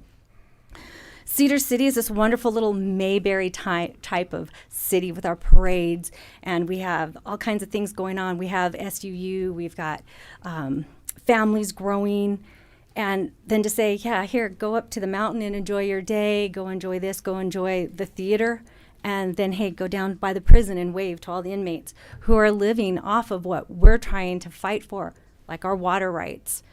If we put in these jails, they're going to have more water. They can flush toilets all day long. They can take showers all day long. They're going to have to wash their laundry and the utensils and the cooking supplies and all that. When we're told, conserve your energy, conserve your water. I think I've addressed most of it, but I do want to say I've also lived by a facility where there was a prison. My first husband was in the Marine Corps. He left for Iraq. The day later, I found out that there was a prison break. It was within a stone's throw of my house, which I was not aware of when we bought the house. It wasn't told to us. And then there was no alarm. So 3 inmates got out and were running rampant through the streets. They caught 2 of them within a couple of hours, and 1 was still out. That's frightening as a young woman to be there, and those are concerns that I'm thinking about as well. There's a lot of little children, a lot of young mothers who are home all day by themselves. There are ranchers that are out there in their fields and could be easily attacked. So by putting all these extra people out there, we're increasing and inviting for more corruption, more violence, more breaking of rules. I can't think of the word. I'm so sorry. But as far as like thinking, carrying on with what the young woman had said about with, our facilities and our children and what they should be having instead of these inmates, I say let them build a latrine, dig a trench, poop in that instead of the water. I mean, we have all of our not law enforcement, but our military out there doing that. We're planning to give this. Thank you. Thank you. Hi, my name is Kristen Demas. You'd probably see my name in an email, hopefully. But I was born in Panguitch too, and I boomeranged because I grew up in St. George, went to Arizona for school, came back. It's too hot in Arizona. St. George is too hot. Cedar is wonderful. I will stay here forever, and I plan to. But I'm going to talk about the train because we've talked about safety issues, and I am fully on board with the whole safety thing. But if you've ever had to take your child to the middle school on Wednesday morning, if you don't time it right, you are sitting waiting for the train. If there is something that happens at that jail, who is coming? How are they getting in? How are they coming to help? There's certain times a day, and it also happens in the afternoon when they're restocking the facilities out there, the companies. Anyway, so there's a few times I've kind of learned the train schedule and had to deal with that. But when I came here and bought our home, we were very excited. We wanted to live here and stay forever. And I just feel like the jail takes away my choice from what I've already made. And it's kind of an imposition on what we already have going out there and what we chose when we moved here and all of our neighbors. And I know that jail escapes are rare. If we look at huge numbers of population, 1, 2, 3 within like 5 years, it's really low. But if that inmate harms somebody in our neighborhood, you can't take that back. We're so close right there. There's some neighborhoods close. I do have a personal friend who works in a jail in Arizona. It's a nightmare right now. I feel really bad for him. He wants to move up here. I was talking to him, let him know this is happening. He's like, absolutely not coming anywhere near your neighborhood now. I'm not doing it. And that makes me feel unsafe in my community that I have felt safe in until now with this going on. So thank you. Thank you. Hi, everybody. My name is Becky Graff. I'm a Iron County resident. To avoid what's already been said, I guess I'd like to focus on the long-term vision. We did that not everybody participated, but there were some participants in the 2050 vision, and the results of that came out January of last year. They are expecting a 147% population increase by 2050, which means for every one house, for every 2 homes, we're gonna need to squeeze in another. So this is going to get more and more, obviously, congested with homes, which is fine. It is what it is, and it's going to spread out most likely west and northwest. So my thought on the infrastructure, the cost that it would take to build the infrastructure up Iron Springs Road, it's going to have to be done sooner than later. Like, it's going to eventually happen. There's going to be more homes going out there. We're going to need more sewer and electricity and whatnot. So to avoid building the jail, which is probably going to be a 75-year correctional facility, I'm sure it's going to be, last us a long time.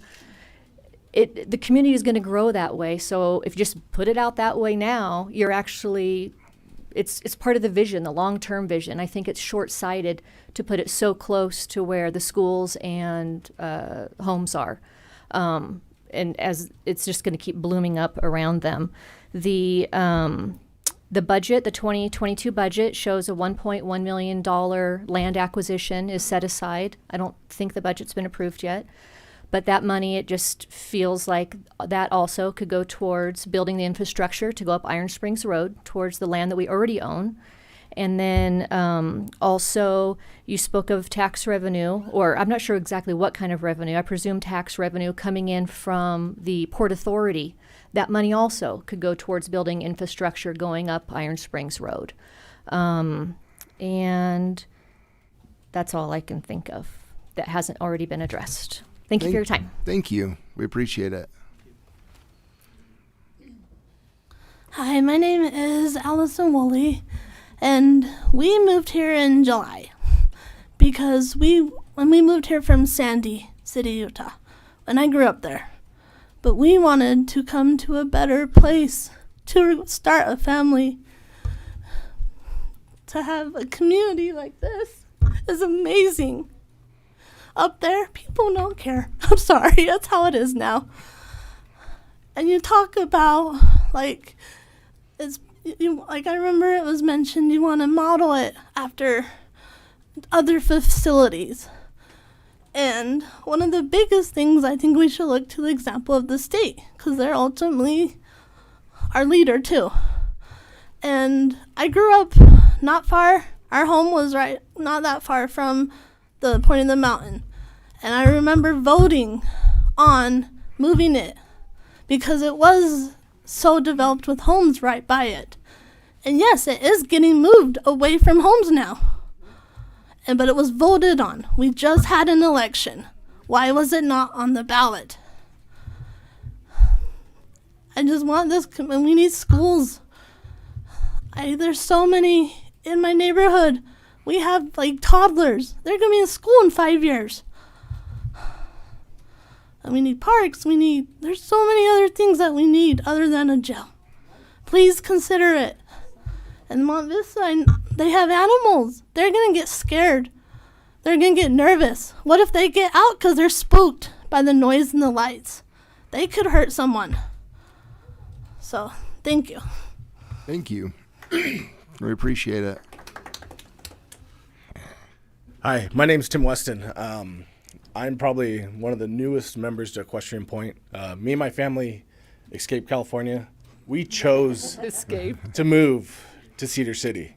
I sold everything, my business, my house, my belongings, my race cars, everything, to bring my family, my young family, to a neighborhood that I thought I wouldn't have to worry about them.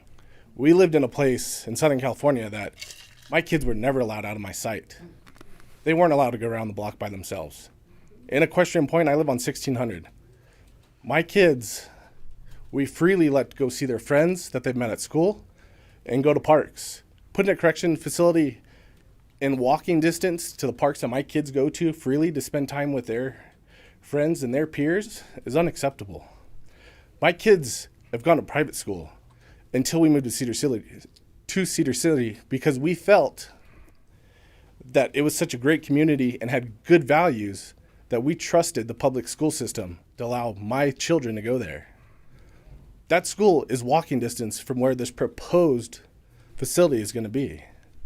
Another thing, unacceptable. There's school bus routes that are in walking distance. They talked about escapes. Yeah, we don't want those to happen, but they do. And you can't promise me that that's never going to happen. We have trains. We have other things that block law enforcement from getting to us at times. You can't guarantee me that in a case of emergency, there will be someone there to protect me, my family, and my kids. My wife stays home by herself with 3 kids and does a school shuffle all day long, taking kids to and from school and spending time with them. Along with that, we chose that because we felt like we weren't in the city. We were out far enough that it's dark. We can go out and gaze at the stars. You're going to put a facility that's going to be lit up like the 4th of July. There's going to be light pollution everywhere. And that's not something that I moved there for. We gave up everything we had to move to Cedar City. And I don't want to have to give it all up to find somewhere else new to live. Thank you. Thank you.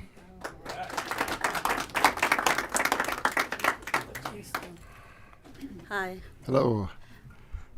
My name is Betty McKenna. I have 2 homes in Iron Willows, which are both Airbnbs, and I have 1 home in Sycamore Trails, where I reside. All 3 homes are located approximately 2 miles from the proposed jail site. This project has had no transparency. If it wasn't for one person asking about it on what's happening in Cedar City, we would all still be in the dark. A city permit was requested while none of the nearby citizens were even informed. If this is such a great idea, I would start by asking, then why did all of our representatives work with zero transparency, keeping us all in the dark and doing everything in a very underhanded way?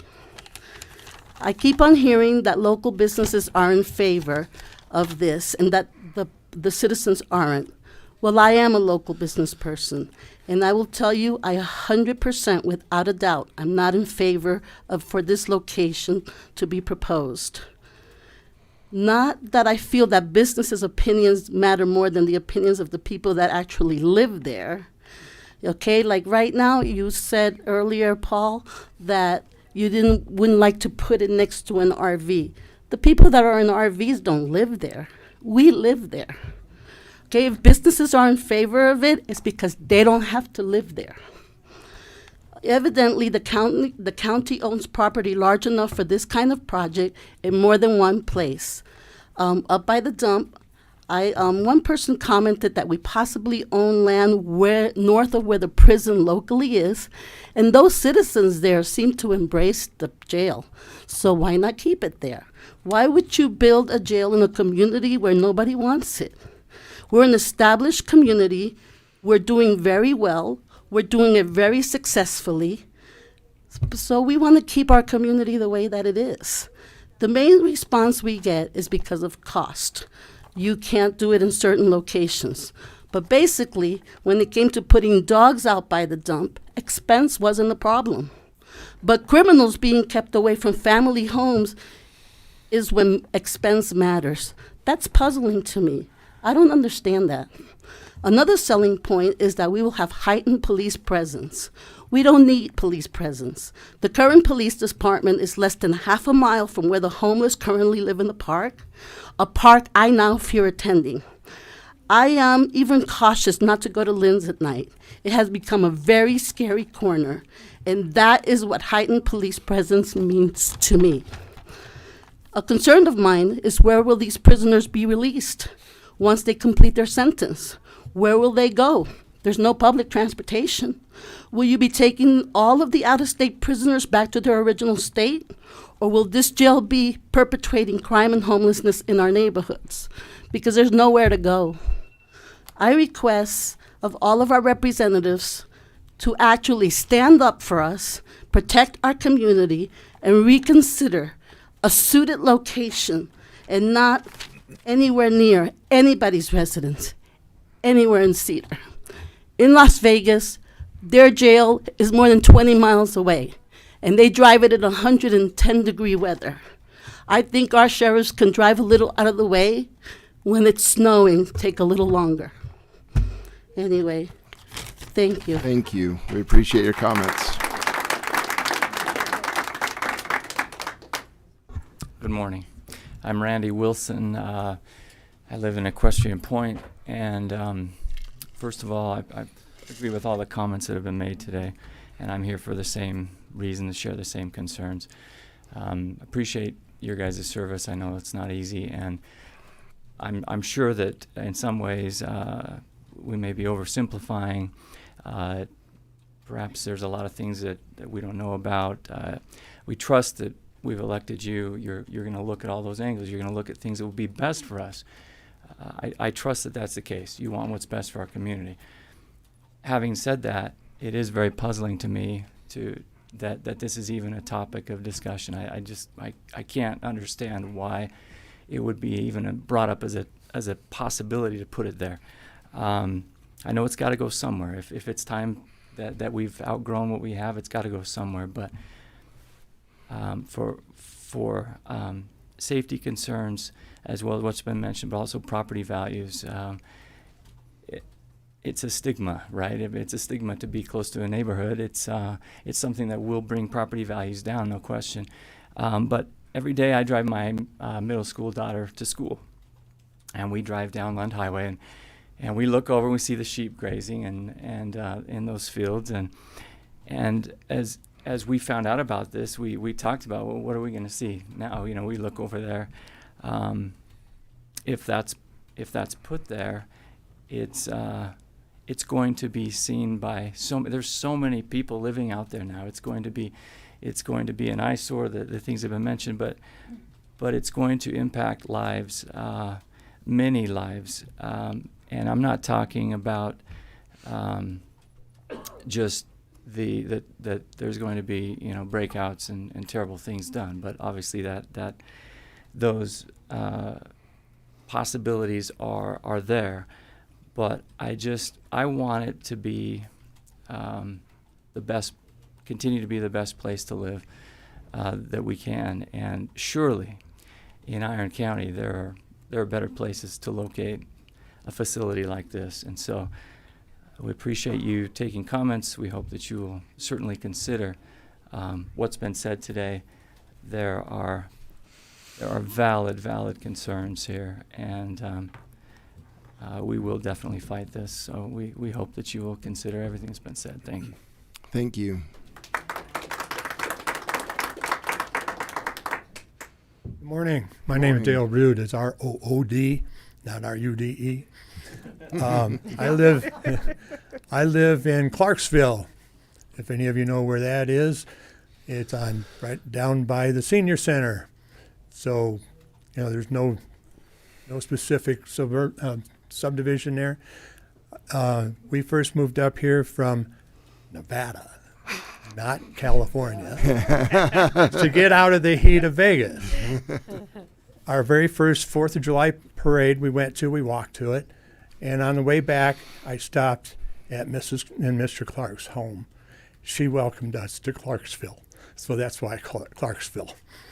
Anyway, I was at a meeting on Saturday, and I was told that there has been pretty much everything's been decided, even though there's no plans, nothing. And I understand all these people's concerns here. My only question is, you mentioned slowing it down. Thank you. I appreciate hearing that. And also, as far as any places that you want to put it, I don't know all of the ones that you may be considering. I often wonder about that area that's for sale right across from Love's off of exit 62. There's a big wide area there that it would be away from everybody's homes, and maybe in the future you're going to get people like Fiddler's Canyon people that move there that's by their choice. So if that has not been one of your considerations, I wish you would consider that one. Thank you. Thank you. And it's next to the freeway and the hospital.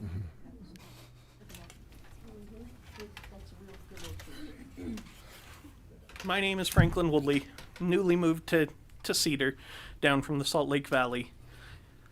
I want to state my support that it's not that we're opposed to a new facility for our police officers. We know they need it. We know our community needs it. We're just opposed to the location so close to our homes, our families. And being in real estate, there are other facilities, other locations that could be considered and should be considered. I just ask you to take the time to consider all options and not affect those that don't want it in their backyard. Thank you.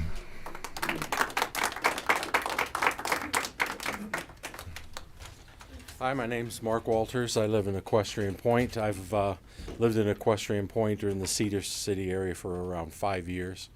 And one of the reasons we did move here was because of the community, and especially in Equestrian Point because of the kind of community that it is. And we obviously don't know all of the reasons that you guys have concluded and said, hey, this looks like the best thing.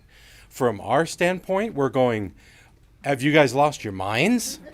How is this even a possibility? It doesn't even seem like common sense is even being used here to just go, hey, we're just going to put it in the middle of churches and schools and neighborhoods and kids, and that's our best option.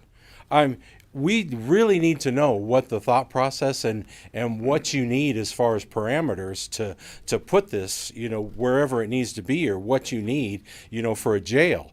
Because from our perspective, it starts making us question who our representatives are and what your thought process is, because it just doesn't have any common sense at all in our minds. So please make sure that we know why this seems like such a good option, because to us, we're looking at you going, you guys have lost it, because there's no reason. You should have looked at this location and just went, this isn't even an option, let's move on to something else. So we need to know why you didn't make that decision, and that's what I'm asking for. Thank you. All right. Any additional public comments? I forgot to say something. I was born in New York, but I'm also from California.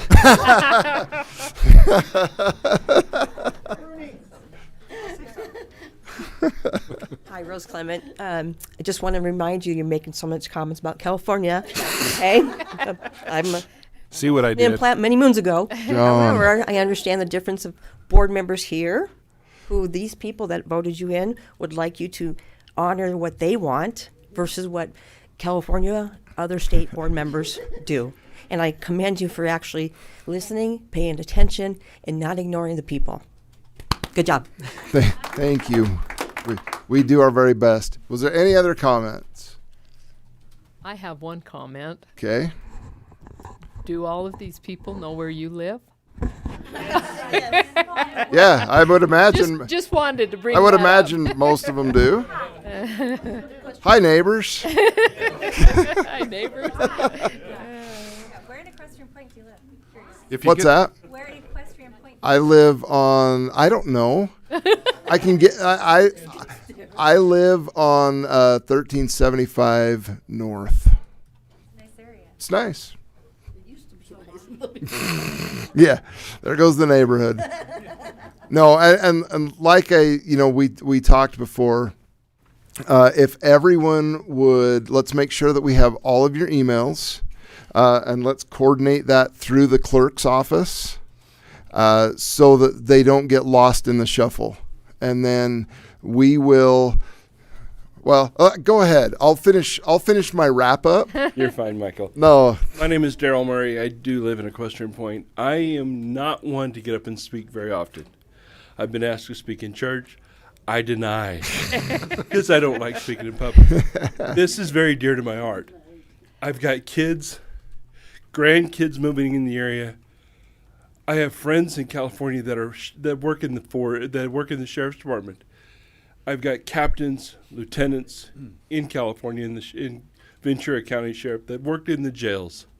I've seen what happens. I've visited these jails. This is not something we need in our community, in Equestrian Point area. It needs to be way out of town. Salt Lake built their prison out by the freeway many years ago. People have moved in around it, they didn't build it when people were there.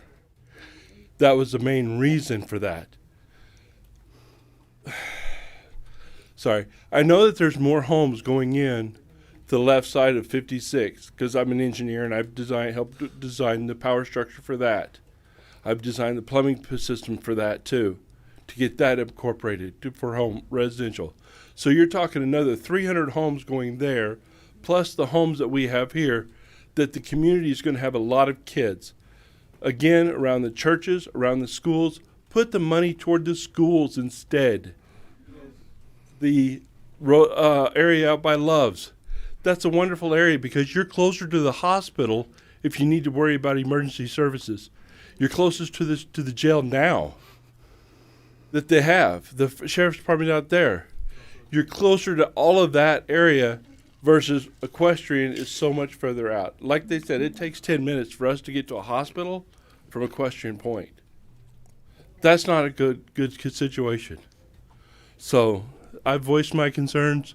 Please, I hope you take into consideration. I'm helping you guys with your fire department out up north on 56. So please, I support you guys 100%. Thank you. We appreciate it. So let's please make sure that John, what's the easiest way to what's the easiest way to coordinate this? I've got Chanel bringing a bunch of my business cards up. Maybe let's do this. Did everybody sign the sheet going around? Everybody get that signed? So that should do it. Is everybody got us? But are there? I mean, that should give us everybody's contact information. Yeah. Did everybody sign? Good. Great.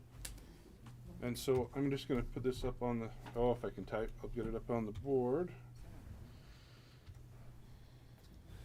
Sure, get my phone number right.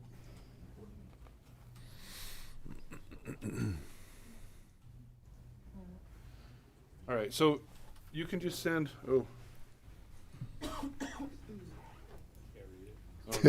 well, that's just going That's worse. swimmingly. Okay. I spent a couple years in California. I really enjoyed it. I was glad to go, and I was glad to come back. There's my there's Orange County. I loved it. There's my email and my cell. Feel free to text me if you want to write up a response, whatever, for the commissioners. Please send it to the email, and then we'll aggregate those, and it's also on the website.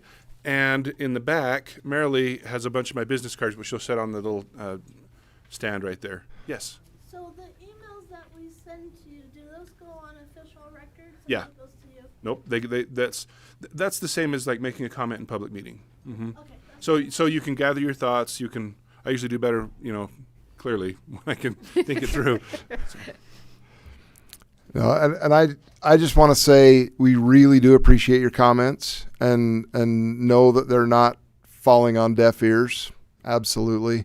We're early in the process, and we really do care what you've got to say. We do care about your opinion.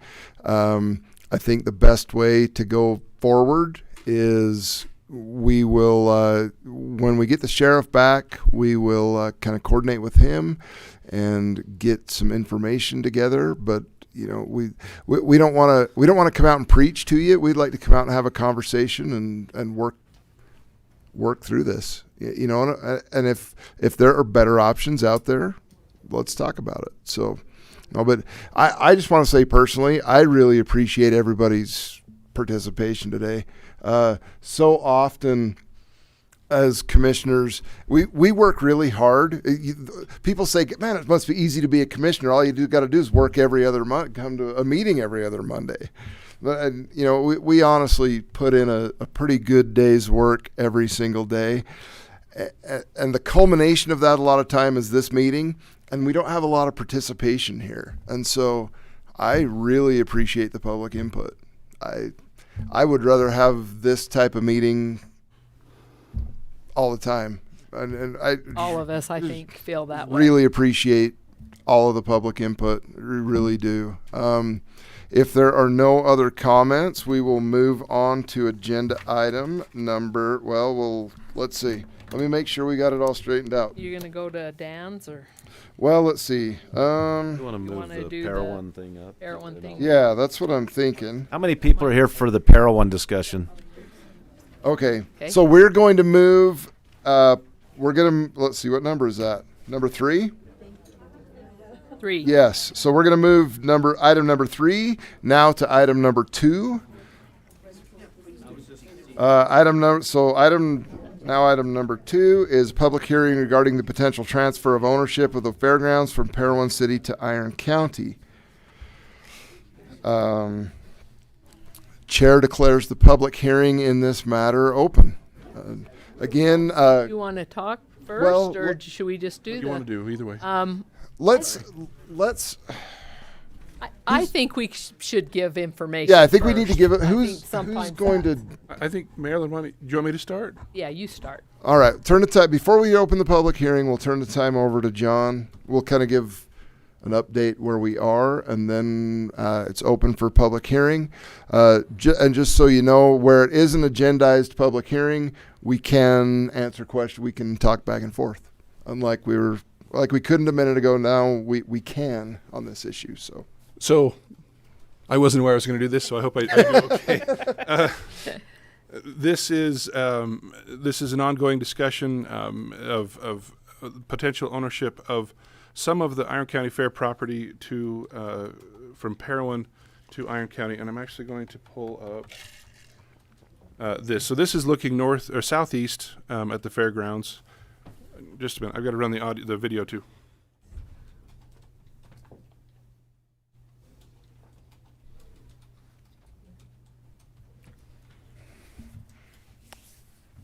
Okay, that's good. Too many windows open. All right. So what we're talking about is a transfer from Parowan City for the fairgrounds, kind of along this line of 100 North, and then over, and then following the fairground, and then over through this parcel.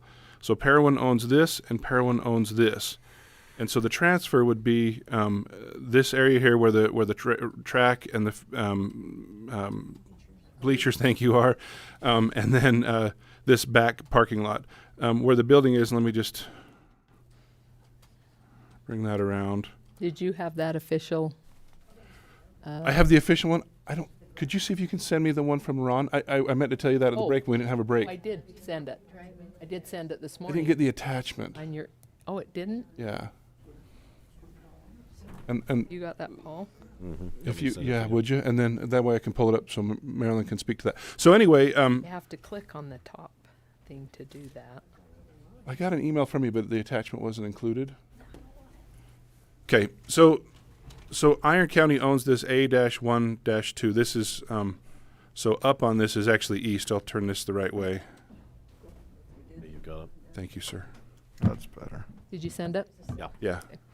All right. So so this land here, I just saw it come in, Paul, is owned by Iron County already, including the land the fair building is on. Technically, Iron County owns the fair building, but we would be acquiring this part that's not and the softball field. Let me see if I can pull up this other one.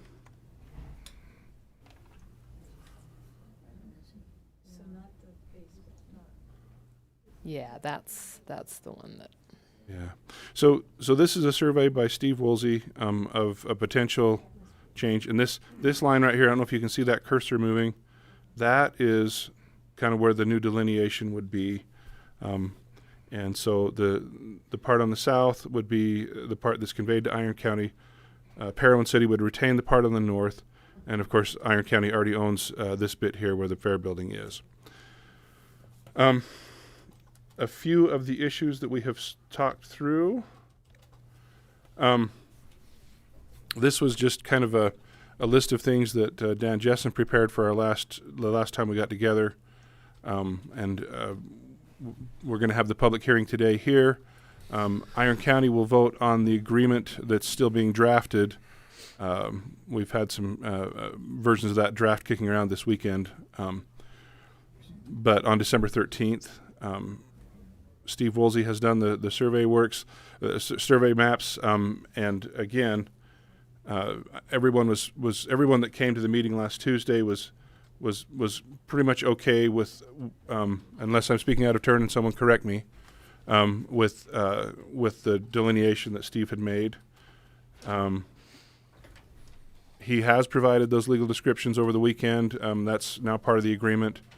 The county is paying Steve for a survey and title report. Parenthetically, Parowan City and Iron County are going to share cost on because we've already got Steve engaged for like a high quality drone flyover, including topographical stuff for future planning. Ron Larson is drawing a concept map that Marilyn will go through here in a minute.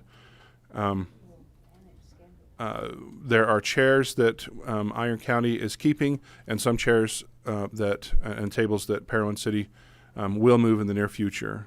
There's an old tractor that will become part of the exchange. It has an onboard extra oil can, if that gives you a frame of reference, and a big warning on the steering wheel. Fill it up every day, and I kind of got the impression maybe it was every hour. And there are a couple of horse walkers that will also become part of the exchange or the transaction. When it comes to subsidize, the city will not subsidize utility expenses charged to the county for the facility. Basically, the county will take over the utilities and just pay those utilities. Part of that bill does go to Parowan City for the power. Iron County will do the trash collection on our own, just like we do with this building. And the snow removal. And the snow removal, yeah. And it'll be it'll be part of our maintenance setup. Dan. Yes. On that subsidy, you kind of brushed past that. I think Yeah. that's an important point of clarification, because there was a lot of discussion as to whether the city would subsidize some of the utility cost. So it's not just power. We also have water and sewer, and that was somewhat up in the air. And the city, in our committee meeting, said we would rather not subsidize any of that, nor would we expect you to then turn around and subsidize the cost when the facility is rented. So just to give everybody an idea what we're really talking about. If the building is rented, it takes a lot of natural gas to heat that building up to a usable if it's in the summer, if it's in the winter. If it's in the summer, it takes a lot of power to get the air conditioning down. And the city said rather than do subsidize utilities and then subsidize rental. The problem with an agreement like that is things change over time, costs change over time, and so they figure the cleanest way to do it would be we just pay full cost. So I actually didn't go over this with you in a lot of detail, but in the meeting I was fairly adamant that we have to own it, which Right. includes that. And so the city would be paying for city rec and stuff at whatever At cost. Yeah, and then we own the utilities, the maintenance, the upkeep, everything. And we would cover, obviously, we pay the city at cost, those utilities, because that's what a utility bill is. Right. And then if the facility is rented, we would actually keep an eye on what the actual cost to the county is to keep that facility going. And that cost is going to include utilities, but it's also going to include O&M, operation maintenance, things like that. So. Part of the agreement includes the fact that we will revisit that after 1 year to make sure, because the county will not subsidize that, so the fees have to at least cover that basic stuff. But And that's just for recreation. Correct. Yeah. Yeah. Well, and fees generally. Yeah, but I guess you'll fluctuate every year. Well, we don't know. This first year, we're going to leave everything the same for the Right. pickleballers and all that.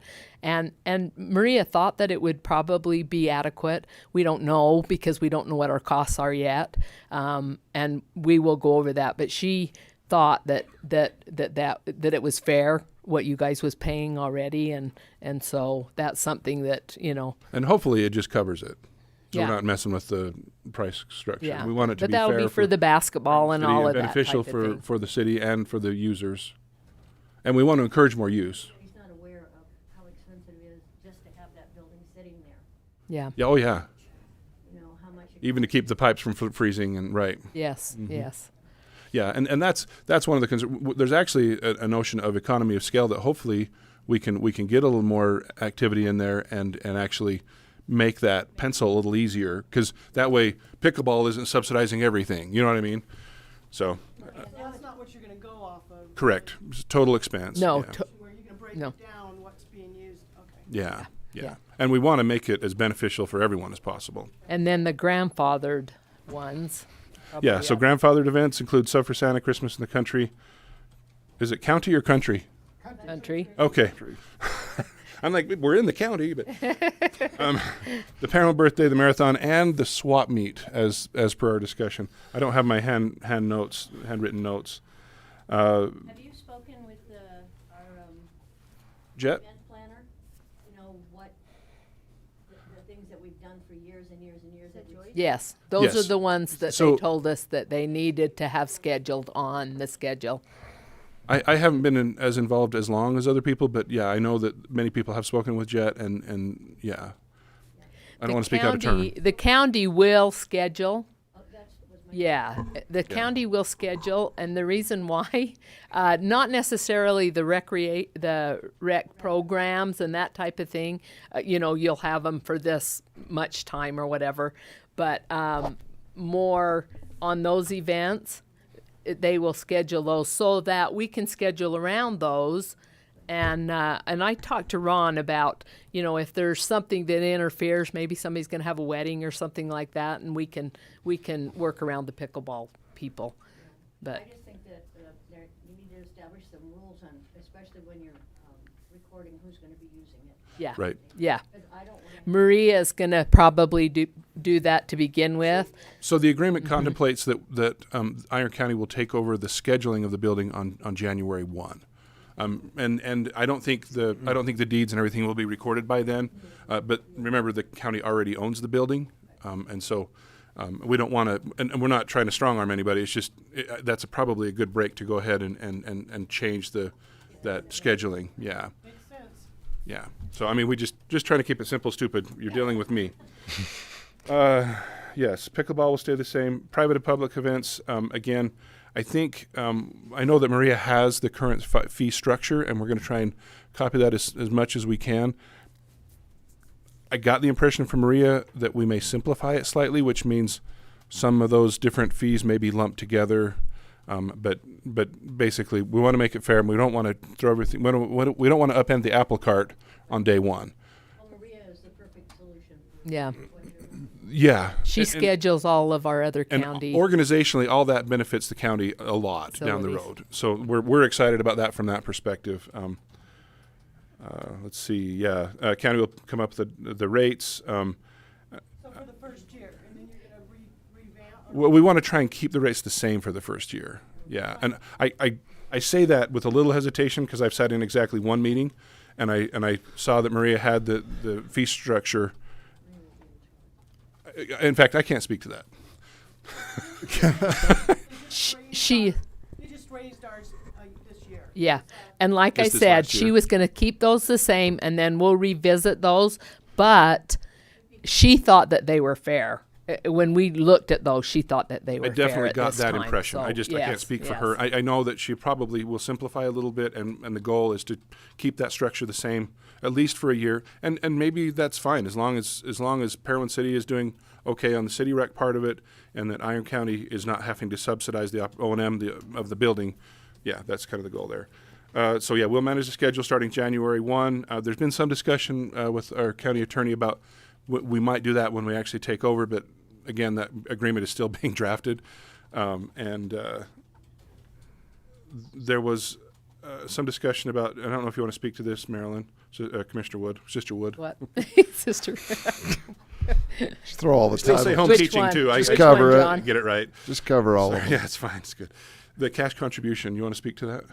As Or Dan? as far as the grandfathered events, I think we'll do those. Oh, No. No. That might have been read. The cash contribution by county tourism to Parowan Rec Center.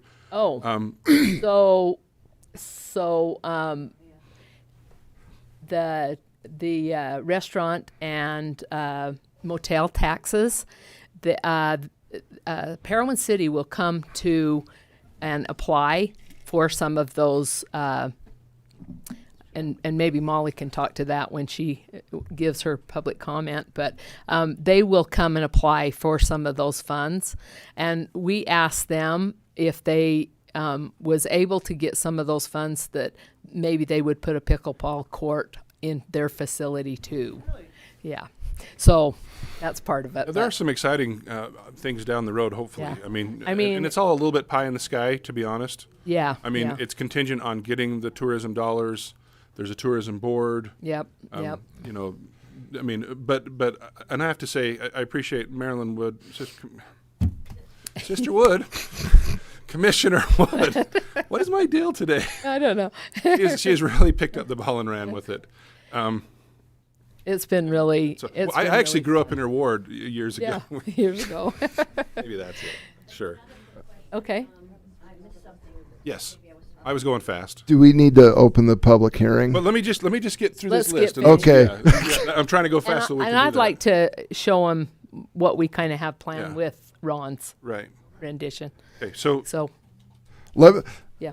Never mind. Okay. Are we now going to rent that space as a city from the county when we use it? If it's a recreation, yes. If it's those 6 events, they will be free. And we will go down the road, and the reason why we will look at those again in 10 years is because we had the Heritage Center with the city, and we saw issues down the road.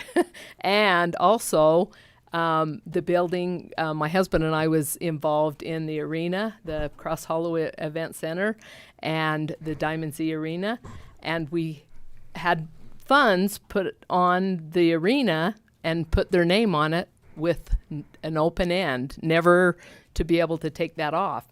So just down the road 10 years, sometimes it's really smart to look and just reevaluate. It might be still, we understand that those events are such a fabric of Parowan. We thought that was very important that we gave them to you. But the answer is yeah. Visit us during those times. That's right. Yeah. Oh, exactly. So city sponsored events won't be free. They'll be at cost, and that's it. And but those 6 grandfathered ones will be. Yeah. And then right now in the agreement, it's written that they'll be revisited after 10 years. Which again, Commissioner. And that's kind of a little newer thing, but we just felt like that was So important. they're not that grandfathered we- forever. Yeah.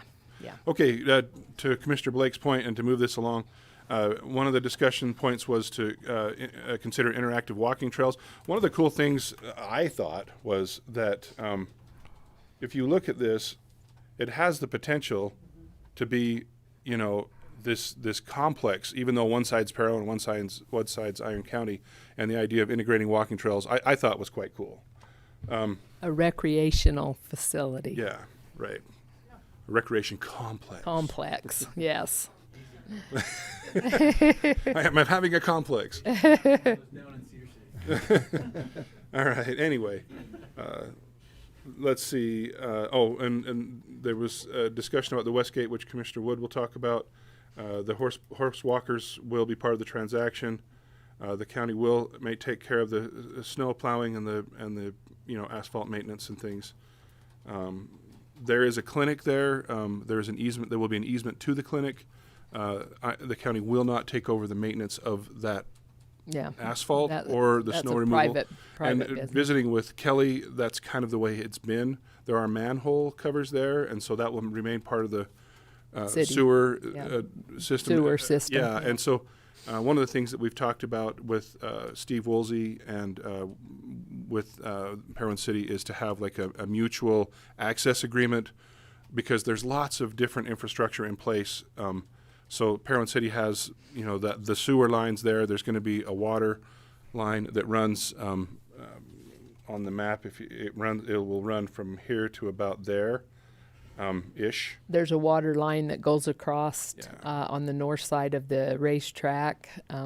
There's a lot of infrastructure that we need to get and so in that place. line will be placed and will be part of the surveys and identified. But we also have all those little pedestals for electrical for the food trucks and all that. So that we want to have kind of a mutual access agreement. We've been good partners in the past. We anticipate being good partners in the future. We have in the agreement a clause that says the land will transfer back to Parowan City if the county were to ever move the fair from Parowan, which it's in there, but a current commission can never obligate a future commission. You just have to wrap your head around that. But there is no desire to do that. But I think there's a caveat, and there's also a caveat there that, look, that doesn't preclude the county from selling part of it or something. If there ever is a need. I didn't want the county's hands to be tied on that. Yeah. The float storage will remain the same, so the rooms where the floats are, and it's almost a shared space anyway, but Parowan will continue to be able to use that space.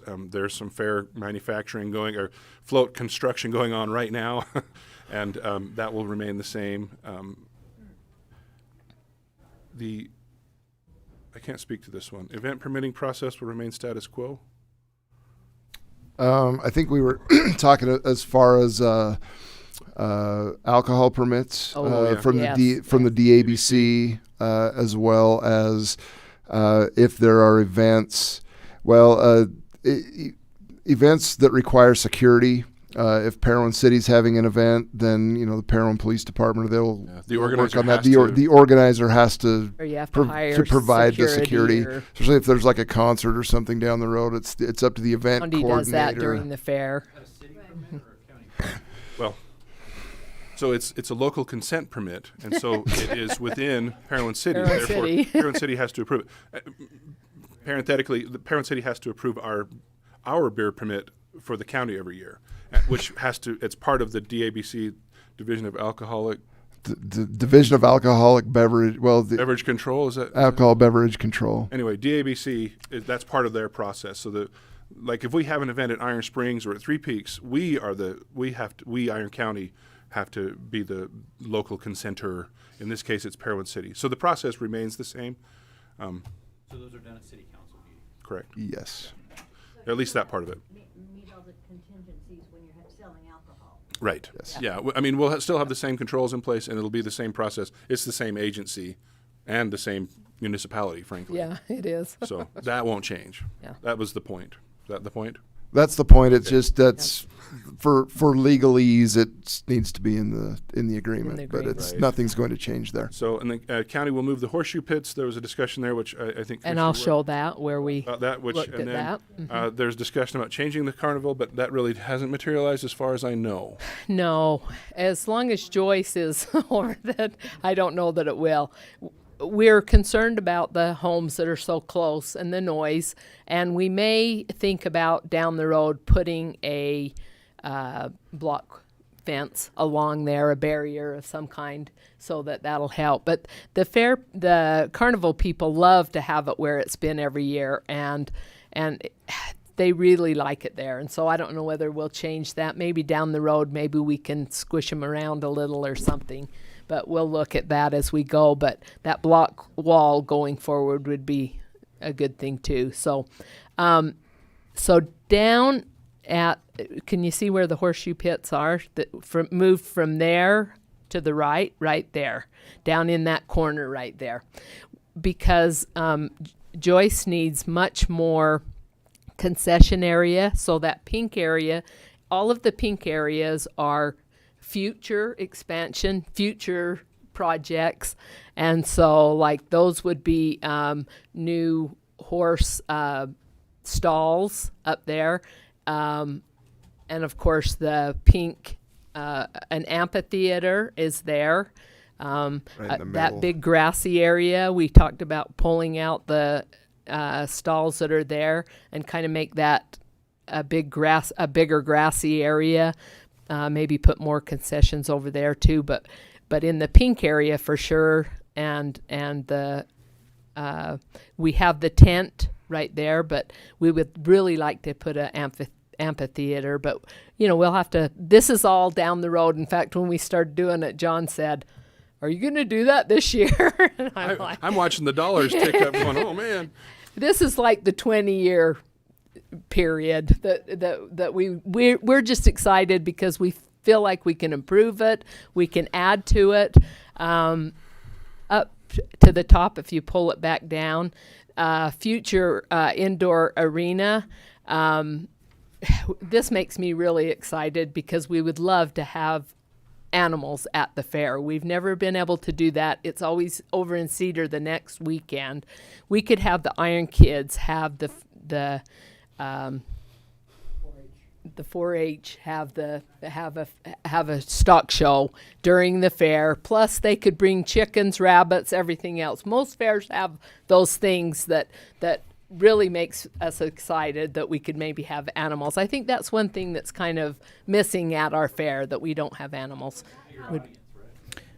A bigger audience? Yeah. Sure. Well, and would that be a quicker than a 20? Would that be like first thing on the list? So. Well, I like the bathroom. You like the what? Can we talk about Yeah, the building? Bathrooms are We bathrooms need are about more number bathrooms one. are that's priority. I think it's fair to say the future indoor arena is kind of in the works in an exciting and weird way that they can't really talk about. Okay, there's. We I hope say to be able weird to by announce something I very mean soon. Unusual, but there's not. I don't think there's any imminent announcement. Yeah. Is that fair to say, or maybe Probably. I'm speaking out of turn? No, I think that's fair. Probably. So I just There's a wanted to- barn somewhere else that we may be able to move. That's the only thing. So it's an existing barn that we would be given. Normally, the barn would probably be lower down on the list just because of Yeah. the sheer cost and Yes, expense. But yes. if we can get one donated, then we would it would jump probably right move up the list. forward with So I that. just wanted to talk about that. So I've been on the committee. I'm the Dan is, money guy, yep. but kind of the concept here.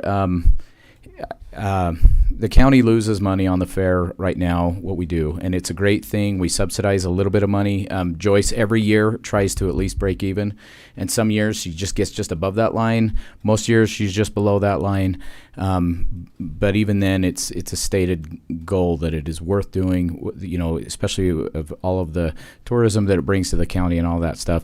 Kind of the vision with this, I mean, a lot of these things, infrastructure and these things cost a lot of money. We're really hoping that if we can get a little bit of tourism dollars to help, but tourism just buying all this stuff for the county isn't the solution either. We're really hoping that we can get a facility that's a little bit more conducive to bring in some concerts and bring in some outdoor events that we can. I mean, if a concert wants to come and we have a good facility, they pay, and that won't be at cost. That'll be bringing in an event, and hopefully we can generate some revenue from that.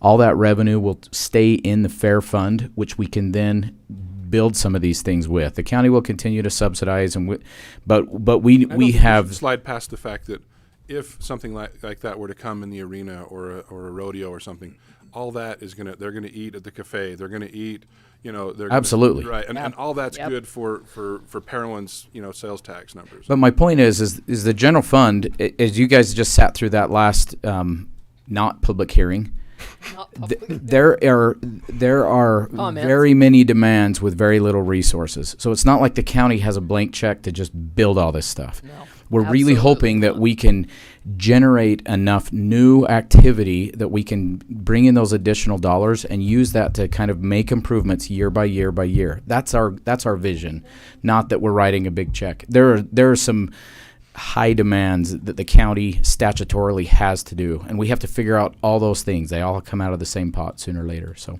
anyways, I just wanted to comment on that. Very good. So set the expectation. This is our vision, and we're going to do this it. is like a 20-year thing. But so. if we can get grants for things, we'll do that. If we can bring in, you know, a project, if we can get something donated, you know, then we can go in the right direction. Can we have some of those pictures? Yeah. Some of the. Is Julie White here? Oh, you're right there.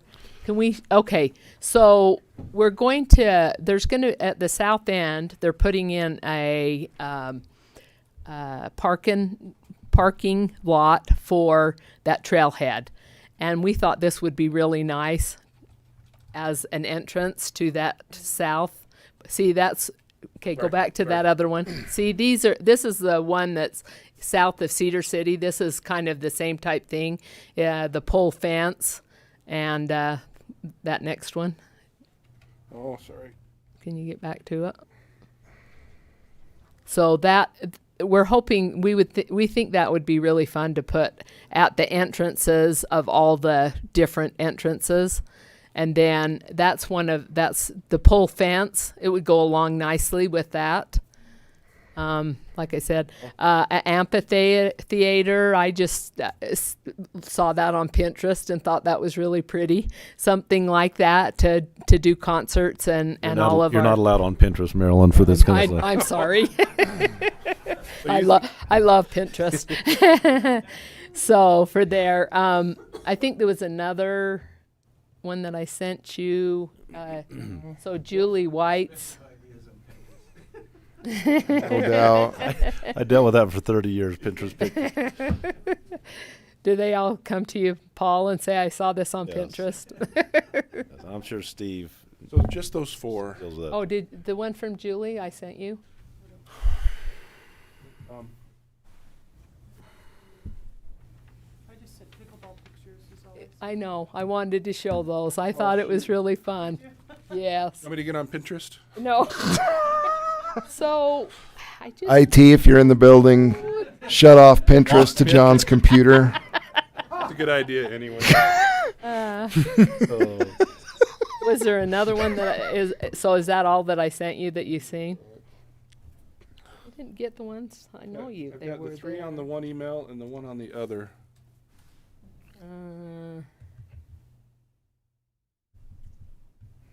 That's Ron Larson. When did you send it? I think last night. Your pictures. I actually don't see it right here either. Do you have that email that you can send to John real quick?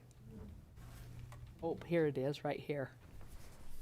Let me see if I can forward. Maybe I can forward it to him real quick.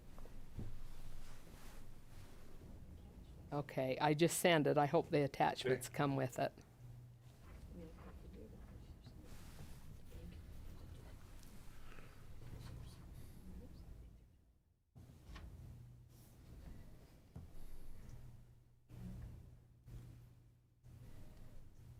Well, where'd you go?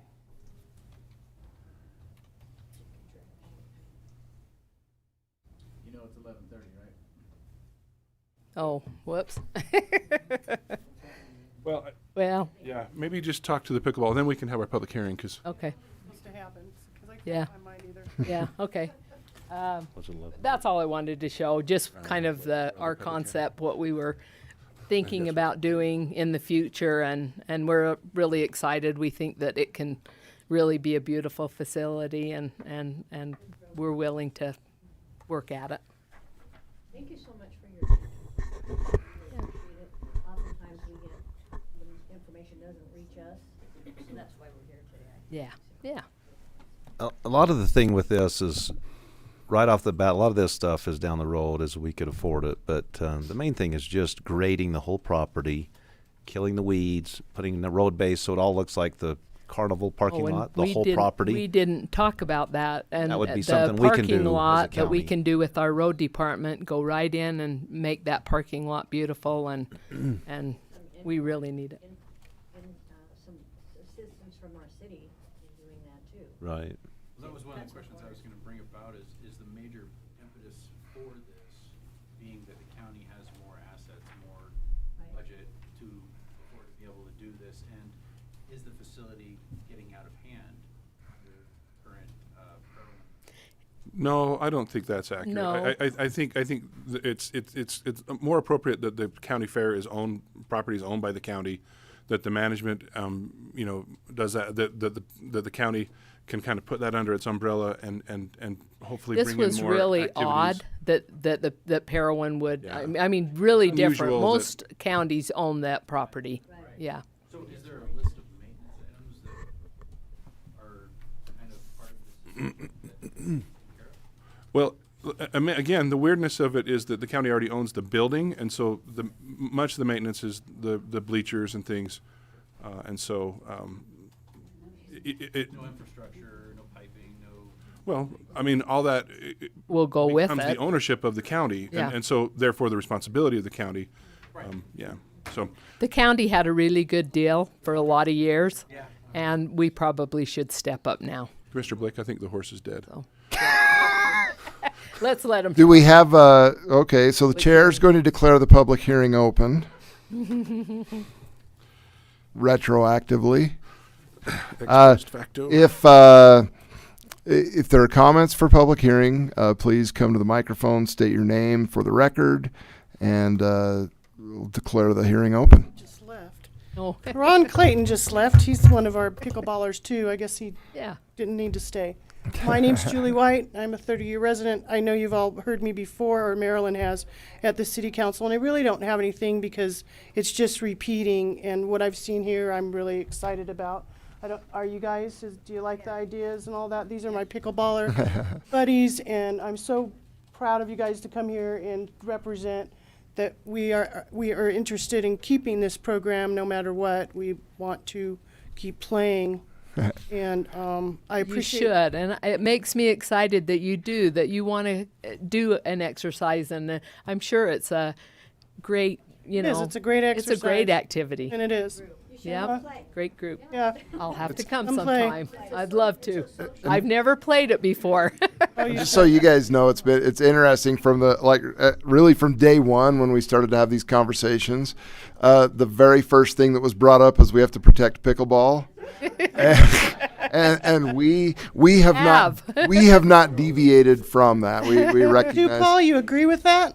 Awesome. Paul's been in those I'm glad I'm- conversations as well. Good. I Absolutely. appreciate all your emails back to me when I responded. I sent some pictures and a letter. You know what that's all about. I appreciate all this. I think it's great. I'm sorry Thank we didn't you. get the pickleball pictures. I That- know. that's I wanted okay. to put I them was up. like going, oh no. If you want, I'll put them on the screensaver next time. There you go. It just shows us having a really good time. I think it's awesome the building's being used. You Yep. know, Yes. it's not good to just sit there empty. Yes, Let's and- use it, right? And all the other events also. Not only here Yes. for that. Like I said, I've lived here 30 years. I've seen everything go through that building and been there and gone to all those events and helped with those events, and they need to stay. Yeah. And that's part of our city. And I appreciate you. Absolutely. Absolutely. I also have 11 acres out in Burrell I could sell you for the prison. Is it oceanfront Hey, property? hey now. I have property out in Burrell. I don't want it next to me now. Just kidding. Chris Huckman, I'll take you for your word on that. So, as a public advocate and dealing with Cedar City Council over the last, I would say 8 months, I've been involved with that and whatnot. The one thing that I've noticed is really important for public advocates to do, or public in general, is to say, when something comes up, you usually hear the negative stuff from us. I want to say, awesome job, guys. This is really great. This is great for the community. This is great for, I'm as far as the county having assets to be able to handle this kind of facility and keeping good upkeep is very important. Thank you all for doing that. Really appreciate it. Thank you. Thank you. Hi, Jessica Smewen, 70 West Center. I just want to echo that and, Okay, I'm sorry, what's your last name? Smewen, S-M-U-I-N. Thank you. For the vision, we've been going to the Iron County Fair for over 15 years. It's a wonderful family tradition, and looking forward to another 30 under the new amenities. I think it's just going to pull everything together, and to be able to go to a livestock show and for the kids to be able to show their animals.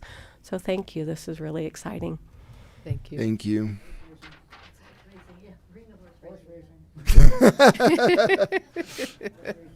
Any other comments for during this public hearing? Questions, concerns? Anyone? Molly. I was gonna say I was I've gonna been be very shocked. Waiting. Sure, there were so many people here, and I wanted to be sure. So I've been part of the committee meetings. I mean, they're not really formal committee, but just went and saw Jet, got her calendar, got all of the things that were important to her. Of course, talked to all of you all the time. It's really important that everyone realizes how important their voice is and that you are heard, but that these meetings have been really positive and productive, and it's really nice to bring you in and see you feel the same way. State your name. Molly Halterman, 139 South Main. And I will say, I mean, I like I say, I've been to exactly one of these meetings, and there's always a risk of unintended consequences when you do stuff like this, but it seems like a positive thing all around.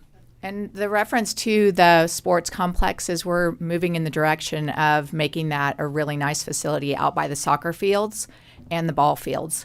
And so when we talk about sports complex, that's what our direction for the TRCC, the RAP tax, once we start collecting it, different grants. I'm actually writing for 3 right now.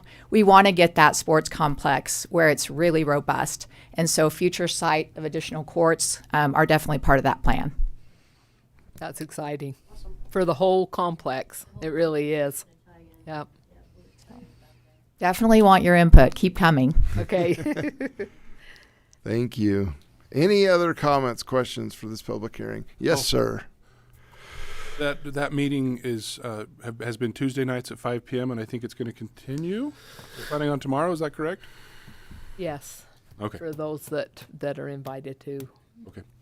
come to that. Yeah. David Burton, Parowan City Council. I have a question. Could we go back to the ownership map? Okay. Yes. I thought he was going to ask to go back to Pinterest, David. We cannot go back to Pinterest. I don't even know what that is.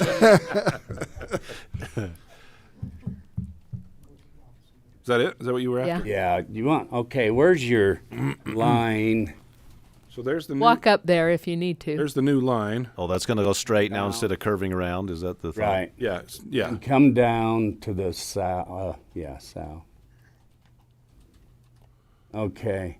Now that's where the county owns right now. Yep. Yep. Okay. So that just east is Parowan City, and that will be included. So this piece, there's two parcels that will be conveyed. This piece here, which is 15.68 acres, and then this piece over here, which is on the west, which is 22.66 acres, and that will be the new line there. So there's a water line that goes to the north of that line, and that's the reason why we need Doesn't it to that make go sure. clear south? What now? Go south. Go south. That's all the that south piece we got. right Yep. there. Yep. To the east. To Yep. the east. Uh-huh.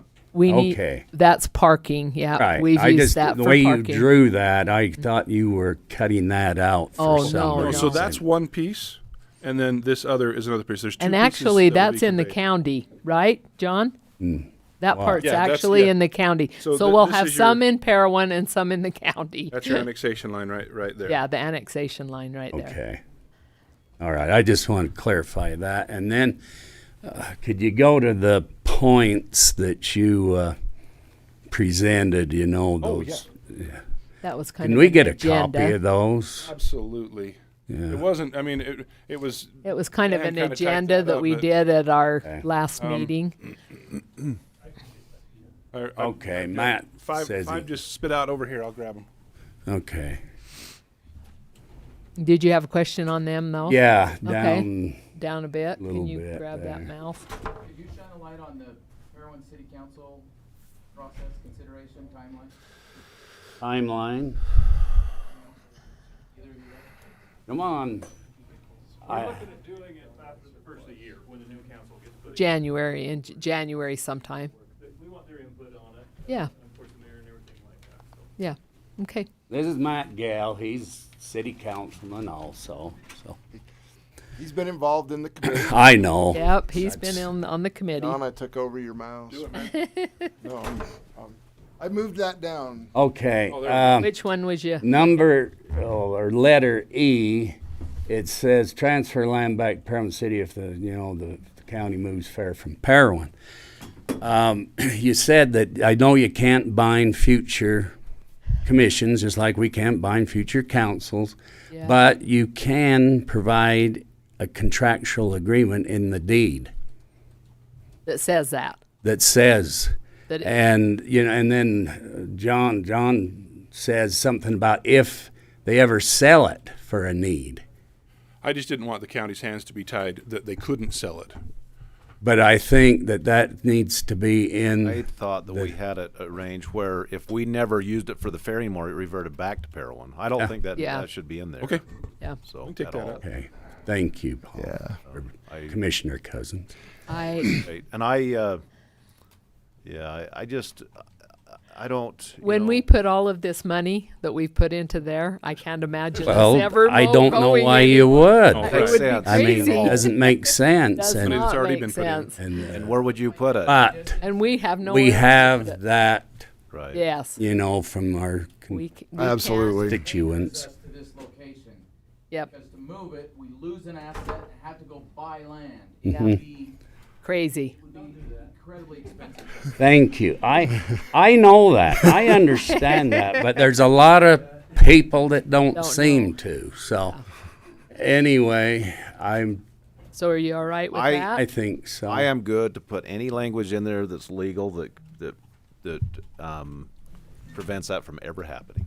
Well, I appreciate, I submitted you some bullet points. Sam can make sure that will happen. And I think you've pretty much covered my concerns, but I appreciate this. So, But I appreciate your willingness to work with us. And if people understand what's trying to be accomplished here and what has happened. You could maybe explain that a little bit, maybe for those that don't understand, why this is happening. Well, Matt, you want to help me? You're doing good. Well, We Parowan, lost the swimming pool. Pardon? Parowan lost their swimming pool. Closed down their swimming pool, right? That's a touchy subject. Okay, anyway, I know. You mean as far as the transfer of this, or Yeah, what do you mean? the Well, reason. Parowan was putting in quite, a substantial amount of money into this. We were taking all the costs, the utilities, the upkeep, the maintenance. We had a lot of workers that were involved in this continuously, that were taking them from other things that they could be doing. But it was costing Parowan a lot of money. Granted, we get, the fair once a year. People come and contribute to Parowan. We appreciate that. But it was really, you say you don't make money on it. We didn't plan on that, but it was a kind of a drain on the Parowan, city. Being a small town. But we want the fair. We need the fair. It's part of us. We're not going to let it go. It's part of our custom, our culture, our heritage, our being. I mean, we're not going to just. People got to understand, we're not getting rid of the fair by any means, but we're trying to do something that's going to benefit everyone in this county, as well as Parowan, and the whole county can participate in it as far as the cost and have an input into it. And it was something that that came up that the fairgrounds, it was commonly owned, and like the fair building was owned by the county, but yet the property I guess it sets on was the city's or whatever. And then you had the where the carnival was, and a lot of that the county already owned. And to try, you just needed to be where one entity is responsible, and have the opportunity to increase and improve it upon, get the fundings, get things that can make this fair something that we can really Be proud of. Yeah, and be proud of, but be able to have a I guess benefit from it. Yeah. And if we can, and then utilize it more than just for the fair, more of a year-round facility, that can be such a great asset to Parowan. Oh yeah. And I just can see how we just don't have the money. Yeah. To do what needs to be done out there, to make this, the event that it can be, and the whole county can be proud of and appreciate and benefit from. And, with that, we can, I think work together, I just commend you for being for willing to take this and for jumping on it like you have. I haven't been to these meetings, Matt's been the person that's in charge or had the responsibility of the fair, but, to have you do this and do what you have done and what I've seen and all the work that's gone into this, you need to be commended.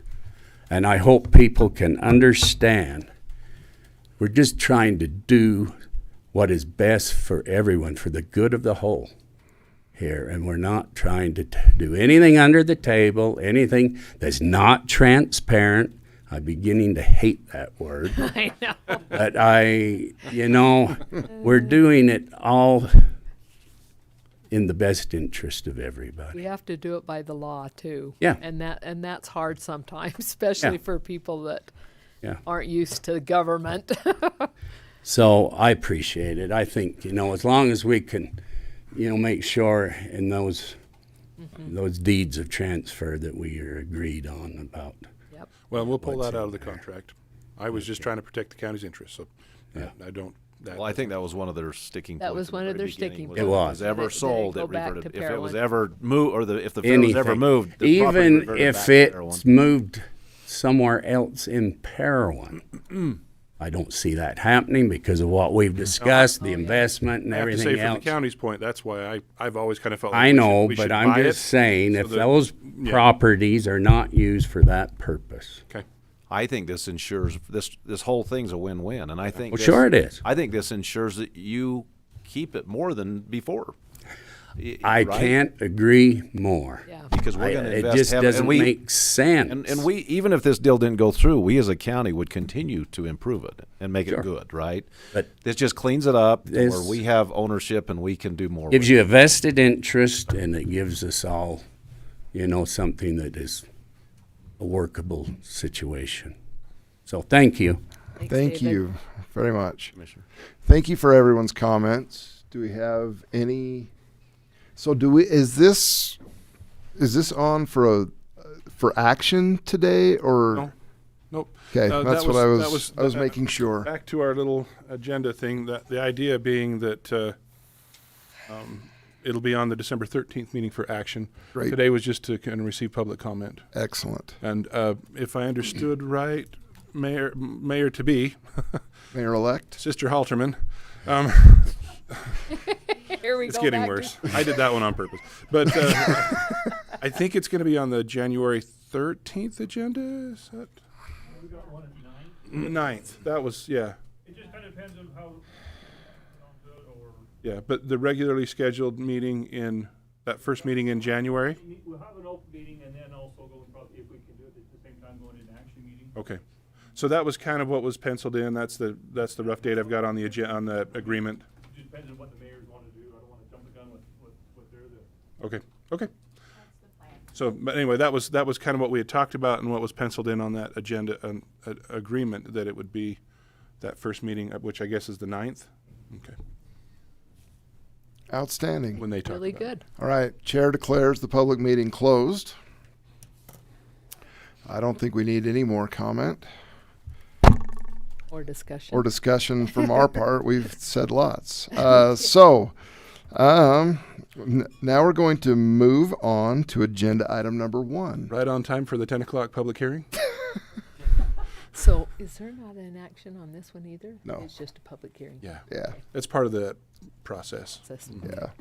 So, item number 1, which is now item number Thank 3 you ish. for waiting, Reed, so patiently in the back.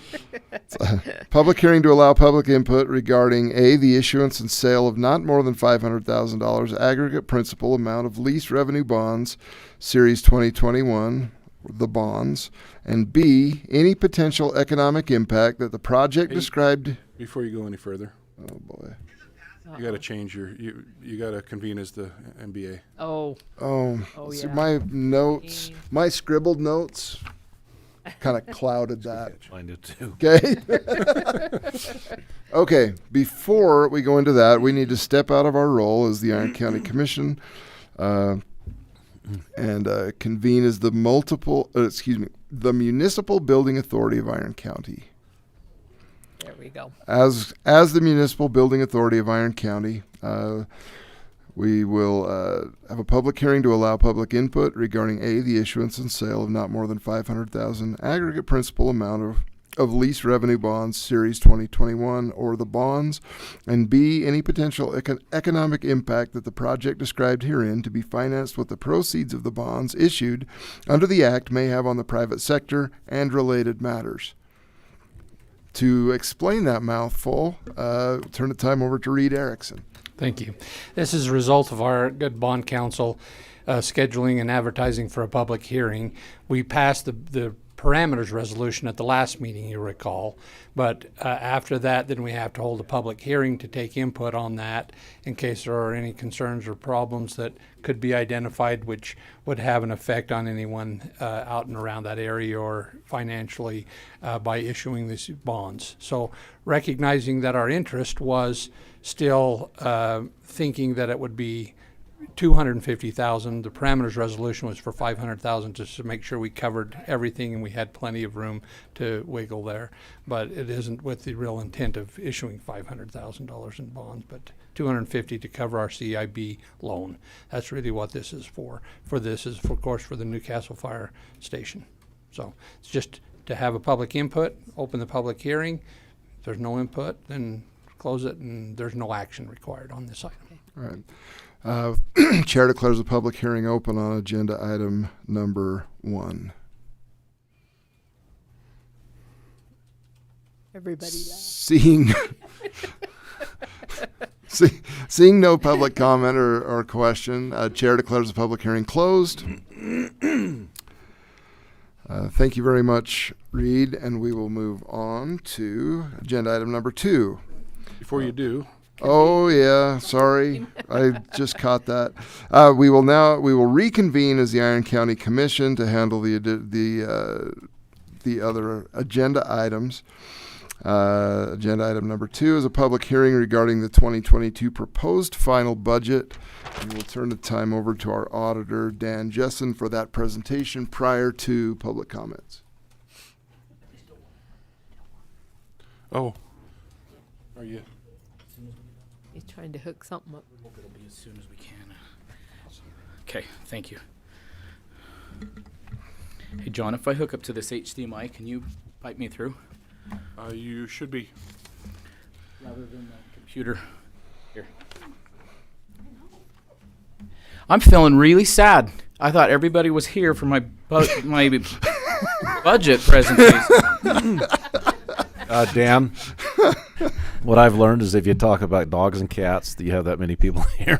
Now I know if we talk about jails, that's that many people. That's on the same. But if you talk about If you talk about money, $50 million budgets, we don't have any. Wish it was only 50. No, it's not. So I just. Jeff, don't quote that. Have an HDMI in your stretch? No, it's using a different type of a cable. But there's an HDMI that's here, but you would have to switch the input somewhere. Holy cow. But I can just plug in and use. Rather not, but I can. You want me to do that? Because it should just be a different input. I have Podium. That's my option. Okay, because I can go ahead and switch it if needs be.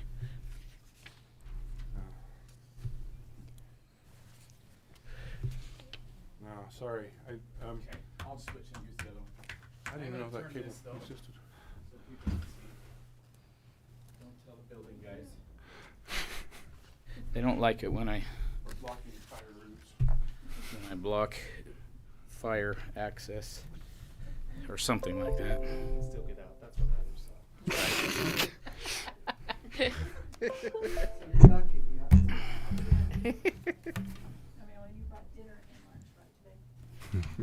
I didn't. I should have. Okay. All right. Marilyn can get under those real easy. John, okay, this will work. Okay, so again, and I talked about this a little bit in my other thing. Let me tell you what we're doing here today. I have a presentation on the 2022 budget, fiscal year 2022 for the county, and then we'll have a public hearing on that. The tentative budget was filed on November 1st. We've been working through iterations and updating that as we do. What I'll present today will be voted on in the next commission meeting, but I will get a clean version on the website. There is a version right now that looks like this. It's a printout straight out of our computer, but assuming that the commission is united and moves forward, then I'll finalize that, get it all formatted, and the public can look at it, and then they'll vote on it in the next meeting.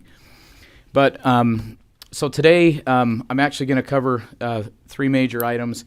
I usually talk about the status of the economy that we're looking at, because a lot of our information and what we plan for the county in terms of revenues and all that stuff, it deals with the economy. Right now, the economy is not something to be taken lightly. We're experiencing a lot of shifting things that affect the county, that affect everything, and our budget goes into, what we do plays into that. I'm going to talk a little bit about inflation, how it impacts Iron County, and some of our planning and some of the challenges that it provides. And then I will also do budget highlights. And again, and I always invite everybody, if you have any questions, sometimes the rumor mill it always runs, but generally speaking, if there's actually some good facts, then some things that get debated about endlessly don't even need to happen, because once the facts are understood, then sometimes some of that goes away. If we're going to have a debate, let's at least debate upon the reality of what we're looking at. So anyways, so I'll talk about that. So first of all, the local economy, I have a few slides from Utah. I pilfered a few of these slides at the very first from Zions. They have a really great economist up at Zions. He's actually representative in the state legislature. His name is Representative Robert Spendlove, and he's really great. I look at his updates a lot. So a few of these slides are actually Robert's, but they all come from Department of Census, Workforce Services, and so forth. This graph, actually what you're looking at is you're looking at an employment graph. Green is total employment, and blue is the unemployment rate. You see this crazy thing that happened. You see the first recession of 2008 as unemployment climbed, and employment dropped. And then you see the pandemic. As we know, unemployment shot way up as a whole bunch of people were essentially put on ice, and the employment rate dropped. Now, Utah actually is looking really, really, really good. In fact, since I made this slide last week, I saw a new report that unemployment, they just updated the numbers, and we're down to 2.2%. It's the lowest unemployment rate in the history of Utah since it's been tracked. That's too low. We actually don't want unemployment to be that low. It means there's a shortage of employees. The businesses, as we know, can't get can't find workers. You actually want the Fed targets an unemployment rate, and it's around 3.5%, I believe, is the target unemployment rate. So we're considerably below that, which is actually a concern. If you look at the green line of employment, it's held by the scale on the left. It shows if you kind of put a linear line on that, Utah has fully recovered from the pandemic as far as employees go. If you draw that line straight, it's now gonna be right back where we are. And so 1 year employment gain of 4.8%. The sectors, this is year over year by sector of employment. You see leisure and hospitality. This is from September to September. Of course, we know they were the ones that were crushed when everything went south with the pandemic. And of course, they have the ones that have bounced back the most. Every single category is positive with the exception of natural resource mining. This is a view of the state by county, a 12-month change of employment. And you see that Iron County is on there. We're between the 6 and 8% annual employment percentage increase. Yeah, I knew that.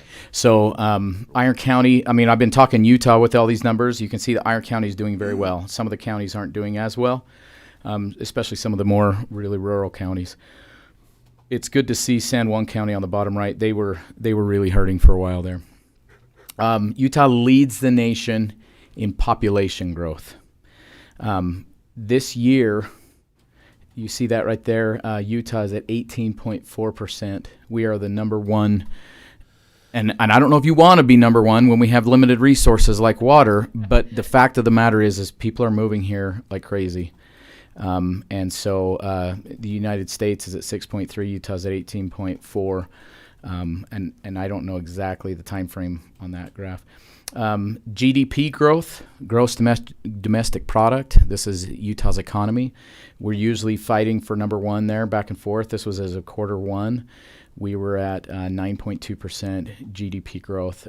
As you can see there, just outstanding. Utah's doing really well. Now, this one is where it start to go a little bit off the rails. This is the blue line is Utah's average home value versus green line, which is the United States. Average home value in Utah as of September 2021 is just a hint under $500,000. And it used to be that Iron County was the exception, that this was like a Salt Lake and Washington County trend, and of course we know that we're seeing it here.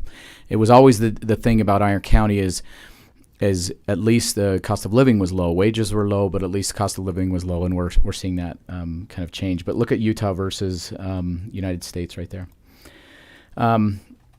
So this is home prices and foreclosures.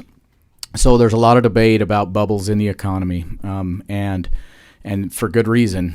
We're seeing insane home prices. We're seeing a lot of things. The stock market is incredibly high. The stock market is debatably overpriced, but there's a lot of money in there. So one thing that is a good sign, if you compare to 2008, when we had all these high home prices, there was a whole bunch of speculation, and then of course the foreclosures started in, and we know what happened, right? If you look at the foreclosure rate, we're at 0.01.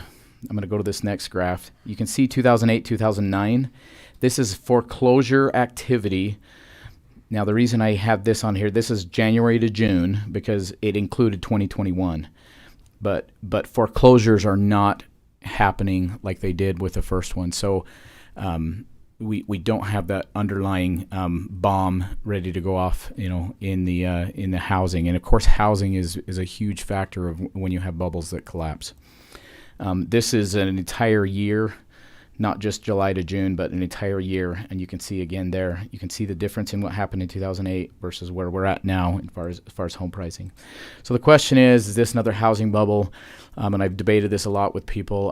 Definitely in Iron County, all real estate is local, right? You don't invest in a real estate and then move it somewhere else. It's the land, it's the buildings on the land. We know that local supply has far underpaced demand for homes in our area, which has contributed to those prices going up. Supply will eventually catch up. We know that the that's recorder's the case. office had 7 new plats on their table last Friday. Supply will catch up. That's when there's an opportunity. This is the beauty of a free market capitalistic society. When there's an opportunity there, then people will step up and fill that need, and supply will catch up. Mortgage requirements are much more strict than they were in 2008. In 2008, there was 10 mortgage officers trying to talk you into buying a third home with no docs and all of these things, right? That's not exactly the same case today. Another factor driving up costs or driving up the demand is that interest has been so incredibly low that you can buy that $500,000 house for the same payment that you could buy a $300,000 house if interest rates are a lot higher than they are. So low interest has definitely been one of the drivers of that, and I'll talk about interest rates expected to go up. But population growth in our area is constant, even accelerating. I wish it would slow down a little bit. It ties into our jail discussion. We are just growing like crazy.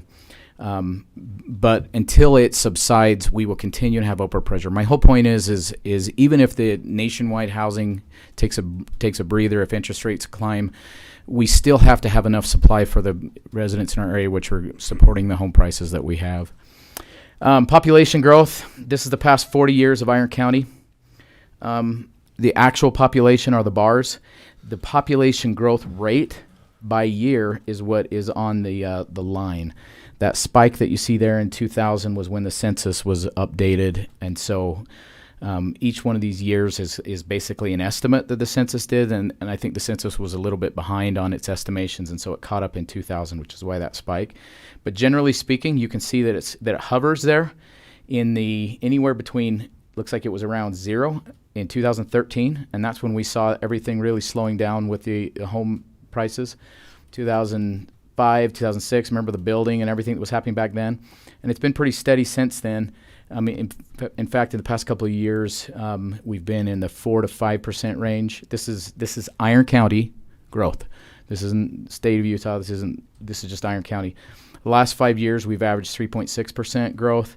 The last 40 years, 3.1. By the way, when we look at correctional facility numbers, we've looked at since we're talking about the next 40 years, we needed an assumption to make there, and we assumed a 3.1, which was hopefully things will. I mean, we know that it's going to ebb and flow, but if it grows faster than that, then we simply run out of beds that much sooner. Where we're at right now, we're pretty much at capacity, and we know that growth will continue. That's kind of one of the things that we get to live with here. So a little bit about inflation, because this is the topic I think it's the most Googled word right now on Google. Everybody is trying to figure out how inflation is going to affect them. It's a 4-letter word of the day. This is the CPI year-over-year change in the CPI-U for the West region, which Utah is in. Can you not slide past what CPI-U stands for? I don't know what the U stands for, but everybody knows what the Consumer Price Index. They take a basket of goods, and I'm going to talk about that. And there's several different CPI numbers. There's the CPR that's H, which is specifically tied to housing, CPI, which categorizes everything. What we're seeing right now in Utah, they're estimating somewhere between 6 and 7%. Now that's year over year. The U stands for urban. Urban, according to Pinterest. Okay. The CPI is made up of a basket of goods and services, right? So if we're at 6%, it doesn't matter. It doesn't mean that it affects everybody the same. It depends on what you're buying. If you see here, these are actually four. This is broken out into 4 different areas. Core goods. We're seeing a real big spike in core goods. Core services is actually fairly flat. And by the way, the Fed has a targeted CPI or an inflation amount of about 2%. They actually want the economy to grow by about 2% a year. That's the target. If it gets above that, the Fed starts kind of pulling back on the reins. If it gets below that, they start stepping on the gas to try to encourage growth, right? So you see core services is really actually about in this 2% range. Of course, core goods has jumped back up. Energy has jumped way up, and food is starting to climb. This is another graph. This is actually what we're looking at in November. So again, this is a year-over-year increase. This top line is energy. Included in that, the single biggest driver is gasoline, right? We know gasoline is way up. It's up, nationwide. All of energy, not just gas, but all of energy is up almost 50% year over year. So if you drive, you're going to be paying more at the pump. So if you don't drive, that's not affecting you. These two I wanted to highlight in green. The green is used cars and trucks, and the next one down is new vehicles. As we know, we've seen the markets for these largely driven by supply chain problems. If you're not buying a new car, that doesn't impact you, right? If you are in the market for a new car, you're going to pay a lot more right now. So anyways, it doesn't affect everybody the same. On average, it affects everybody about 6 to 7%.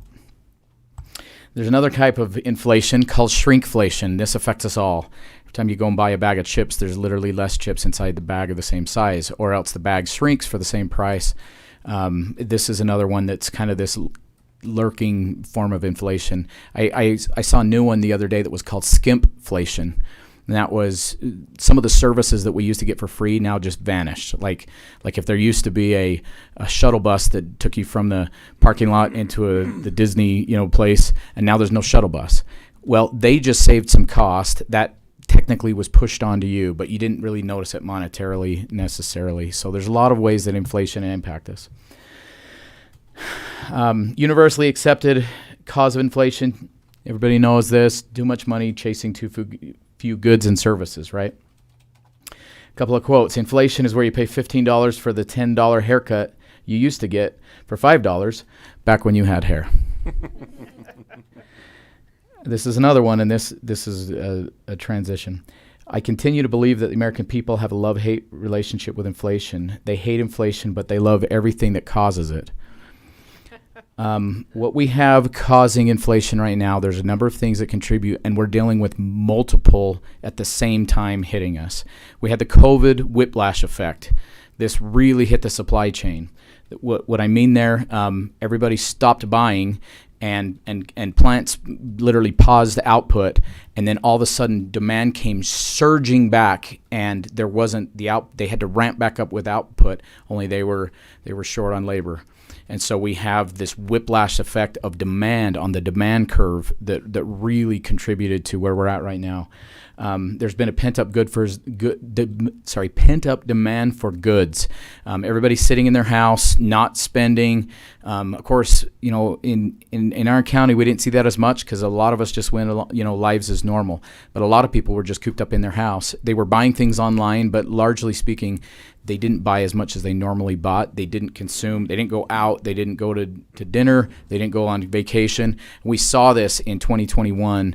We saw this huge spike for demand of one of the services that Iron County offers, and that's tourism. Everybody was here in the summer. We saw our fuel revenue for the fuel tax spiked.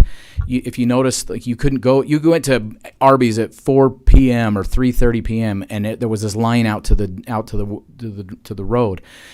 Everybody came to New Harmony, Cedar City, and traveled through here and spent money in the restaurants. We saw tourism taxes spike. We saw road tax spike, sales taxes spike. So there's a pent-up demand for services, a reduced supply of goods, right? If you understand supply and demand, both of these are affecting inflation. Extra money supply, as we know, literally, Congress was spending money like crazy, and the Fed is pumping money and is printing money like crazy. Rising wages. There's a shortage of labor. There's a lot of specifically boomers that left the labor market with COVID-19 that just never came back. There's a huge amount of women that left the labor force and have not yet come back. So there's a limited amount of labor, and of course, limited supply means the price goes up, and we're seeing wages really climb because of that. As wages climb, businesses have to raise their rates, and so you get this. This is why it's another effect of inflation.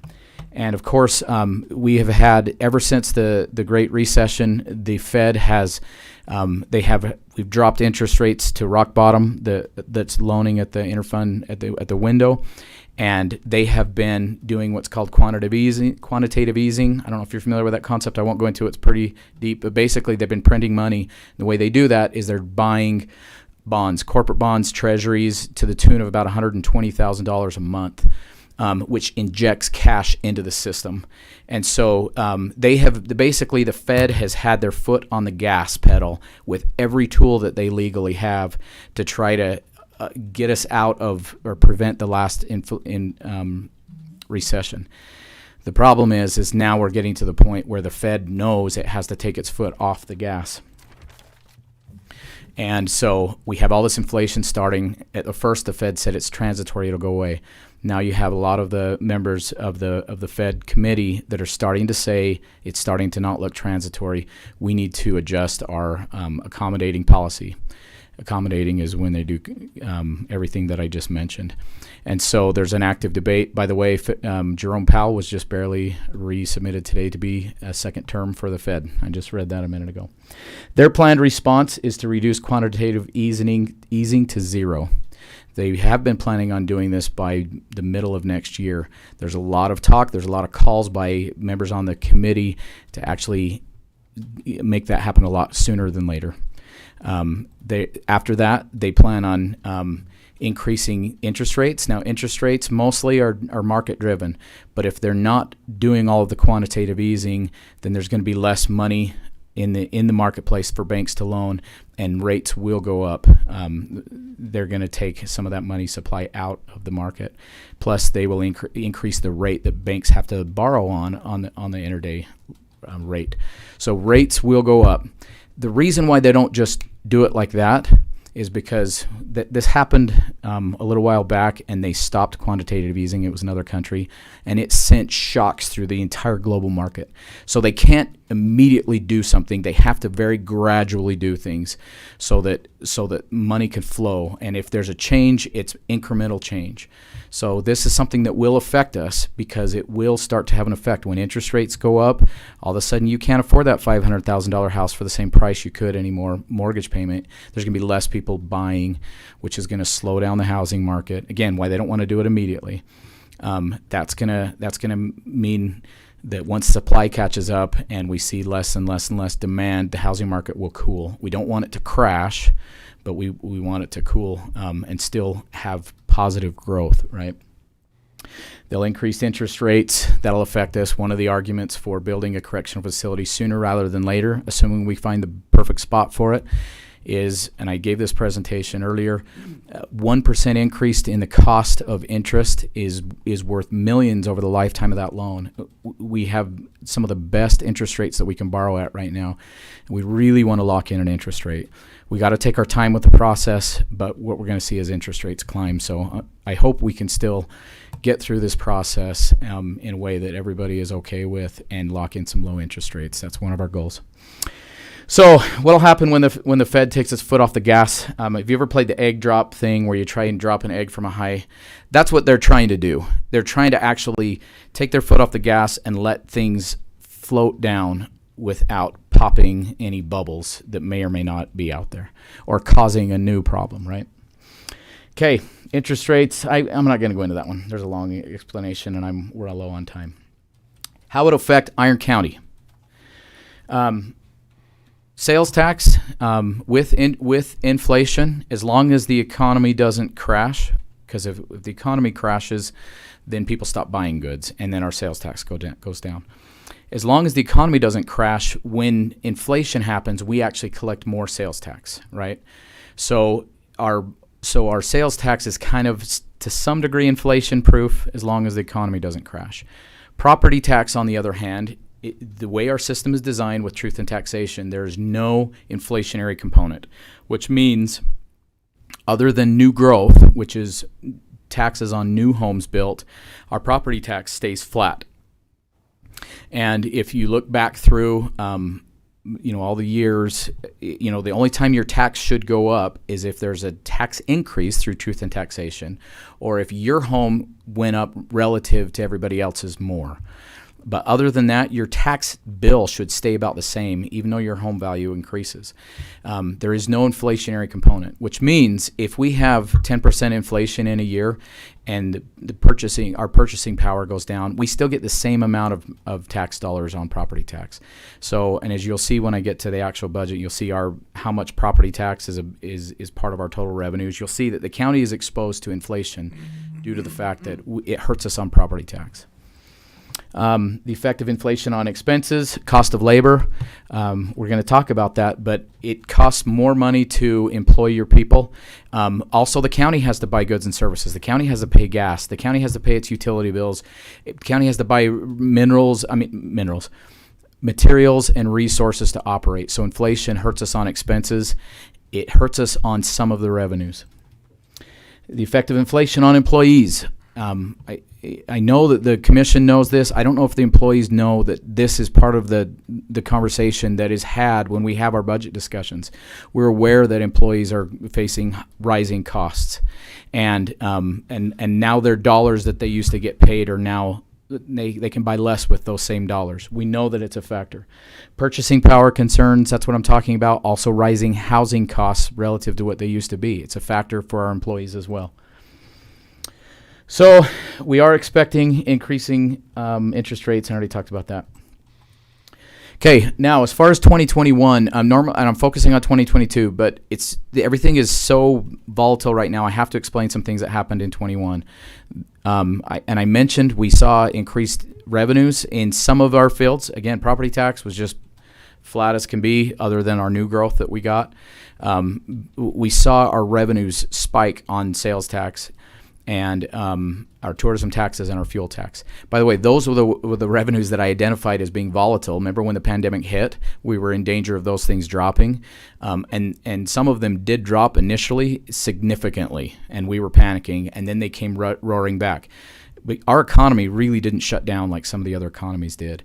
And then as people wanted to get out of town, they wanted to get out of Nevada, they wanted to get out of California, they wanted to get out of Salt Lake, and they came here and they recreated. So we saw things spike. I do believe that we will have some regression to the mean. What I mean by that is I don't know what the new revenues will look like, but what we have seen is a spike in demand. It actually happened to a smaller degree after the SARS outbreak. We saw a bunch of people that stopped traveling internationally, and instead they traveled here, and we saw the same little bump. So what is the new normal? I don't know, but I have this discussion with the other budget officers and auditors, finance directors from different cities and counties. It's really hard to forecast your revenues when you're in this volatile market. We don't want to count on the fact that everybody just got a whole bunch of money dumped into their personal checking account and then went out and spent it. That isn't going to be a repetitive thing. Trillions were pumped into the economy. That's going to work its way through, and then we will have some new normal after that. And it's really hard to forecast what that will be. I do expect 2022 to still have some of that effect as the supply chain kind of works its kinks out, and people people that want to buy a car right now that are holding off will probably buy that car when that supply chain kind of works out, and we'll see some revenues from that. But eventually, I think things, as long as there isn't a big recession, we will find a new normal. If there's a recession that comes because of a burst bubble or something, then what we don't want to do is having increased our expenses to meet these one-time revenues, and then they fall away, and now we've got a huge deficit, right? So that's why we have to be careful when we spend ongoing money based on revenues that are just erratic, right? Salaries and wages. COLA came early this year. Typical salary increases we talk about right now and we implement in January. We had a discussion back in July and August. We were actually losing corrections officers. We were losing law enforcement officers really badly. We were seeing inflation, but more than anything, we were losing we were bleeding employees is the term that I used. The commission decided at that time to do a mid-year increase, which is extremely rare. The increase that was given was, I'm going to start in the larger amount because that was for the majority of the county. There was a 10% increase that was given to law enforcement. So law enforcement is about 60% of our employees. The patrol officers on the sheriff's side, and then also under the sheriff, but in corrections was the corrections officers. Also the attorney's office, IT, and the landfill was given an extra $1 after the 5% was given. That means the rest of us in the county got about a 5% increase. Did get 5%. And the difference in the disparage in the two, why some got 10 and why some got 5, was really those departments that were identified that were actually having the hardest time hiring because of what we were seeing. Have I characterized that right, commissioners? So that's what was done in April 2021. There was also some other smaller increases that happened. We had a big debate in the courthouse with the I can't remember. It was more. It wasn't just the courthouse, but it was the clerical type positions that had not many increases, and they were brought up to a new standard. And I had forgot about that, but that happened earlier in the year. Do you remember how much that was? That's my next thing. The total combined impact of all of those mid-year increases added an annualized $1,272,000 in salaries and benefits. Now, we didn't add that cost to this year's budget because we did it mid-year. But if you annualize the increases, that's the burden that we now have moving forward from all of those increases. That's a huge chunk of money. Anyways. So, Dan, my question was, so we did some earlier in the year, other increases for clerical? Yeah. Like I think in John's office and your maybe? Many in the courthouse. So what was Many that in percentage? What was that percentage of increase? I'm just trying to add that together with the fixed, was it? No, because it was all different, wasn't it? It was kind of based on, I think. But it brought up the minimum wage to $15.50. It was based on not how far. So if you were really close to that number, you got a tiny bump, and if you were a little farther away, you got a bigger bump. So there wasn't a percentage It wasn't the same percentage impact. for everyone. Yeah, it was kind of how far from It wasn't whatever that taken target away. was. Is that right? Yeah. So what we're looking at for 2022, at this time, there isn't any additional COLA. Now, that was debated a little bit. We said we'd look at it. 2021, you mean? In 2022, looking forward, there isn't an additional COLA. There's not an additional COLA, is what I'm saying, in the budget. In other words, that would have taken effect in 2022. Is that what you're getting at? No, what I'm saying is we did that mid-year 21. At this point, we're not doing any additional for 2022. However, what we're talking about doing is we have been talking about having a salary study for some time. We haven't budgeted for any additional raises. That's what I'm getting at in this budget. What we're talking about is doing a salary study. We're also looking at a different structure. We've talked a little bit about a step and grade. We've had a couple of different approaches for a while now. Adrian had quite an approach, and we have basically tried different variations and sometimes throwing it out completely and doing something else. We've been talking about needing to get back to an actual structure so that everybody that works at the county kind of knows what to expect when they come to work here. And that's a process that's going to take months, and it's going to take a lot of input. And so that's what we're talking about doing in 2022. But at this time, we don't have any additional raises budgeted. Did I summarize everything correctly? If you feel like I've misrepresented something, correct me.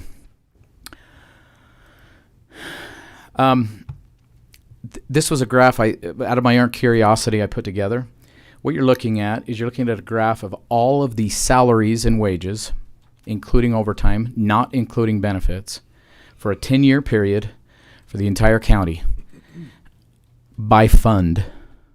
So the general fund is that bottom number, is that bottom big chunk.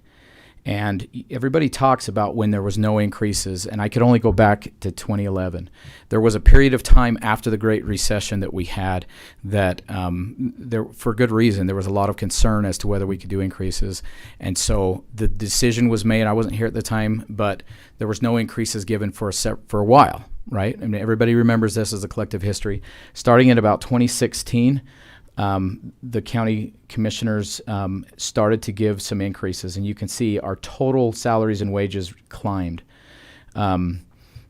This little gray wedge right here, that's when we carved out the assessor's office and the treasurer's office from the general fund, and we moved their salaries and wages into Fund 20. But if you literally just combine those, you can see what would have happened otherwise, right, for the general fund. Now, the one fund that isn't in here is the ambulance fund, because it was done away with. And if you're going to compare apples to apples, you got to take it out for all the years. But if you wonder what it looked like, there was a little blue thing that came right here, and then it stopped. As we literally sold off the ambulance to a private entity that then hired the employees and left. So this is everything apples to apples. Just so you're just kind of aware, we have been continually doing increases since that time frame. Now, I'm sure the employees and the commissioners, would have a plethora of opinions of whether it's enough or it's not, but we have been growing salaries and wages pretty consistently since about that time. Now, also, one thing I will say is this is not all just salary increases.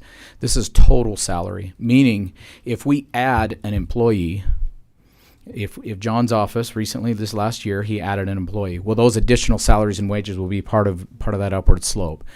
So anyways, it's just a number, and I actually thought it was very interesting to see. You can see the municipal services fund in yellow. You can see how that's kind of grown over time. Anyways, Dan, I've got a question. Yeah. So, should I go back to that or? No, just on the COLAs. Yeah. So do we generally budget for a COLA for the next year? Because I thought that was a budget adjustment that we make that decision in that year. I don't think we're saying as a commission we're not going to look at a COLA for next year, right? We can make that decision next year and do a budget adjustment. Well, the time to do a COLA adjustment is when we're building next year's budget. But we don't know what that's So going to the be. COLA, if the one we decide on next budget year would be the 2023. Yeah. Yep. So, and this is best practice. You want to have your budget done for the entire year. Now, we do amend the budget occasionally. This thing that we did where we did a major mid-year adjustment on wages wasn't normal, and for good reason, because I'm going to budget all of the next year's revenue so we know how much we have to work with.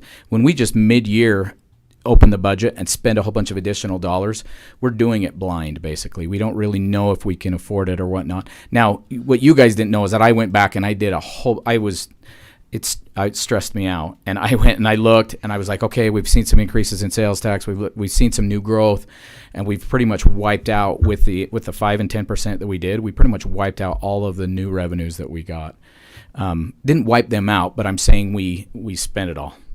And so for us to do a COLA adjustment for next year, we would need to put it in this budget. Does that answer your question? Okay, budget highlights. Now I'm finally to the budget. Okay, no tax increase planned. Like I always want to make sure I bullet point that. There's no tax increases. Sometimes that's usually the biggest thing that the public is interested in. I couldn't resist.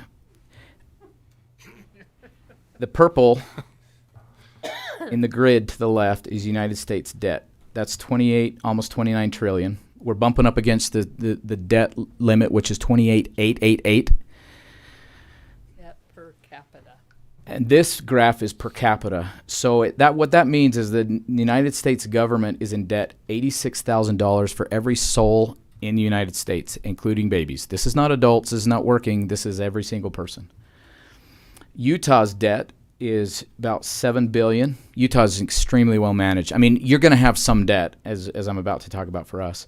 This is Utah's debt per capita. It's hard to even put them on the same scale.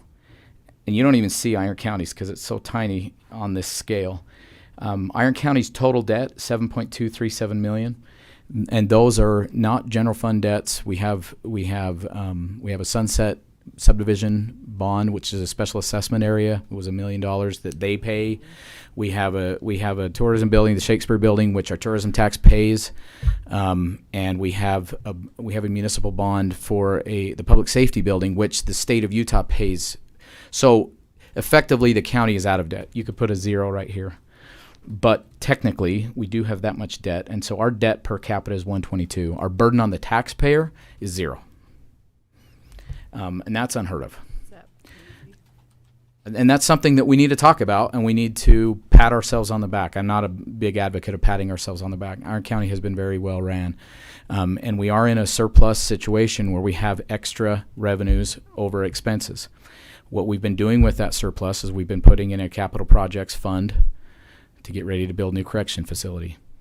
I mean, we're extremely well run, okay? Now, this might shock you. This is our budget, 22 versus 21. I always say we have a $50 million budget. Our budget is spiking up to $67 million. I know, right? Marilyn's over here saying, what the heck?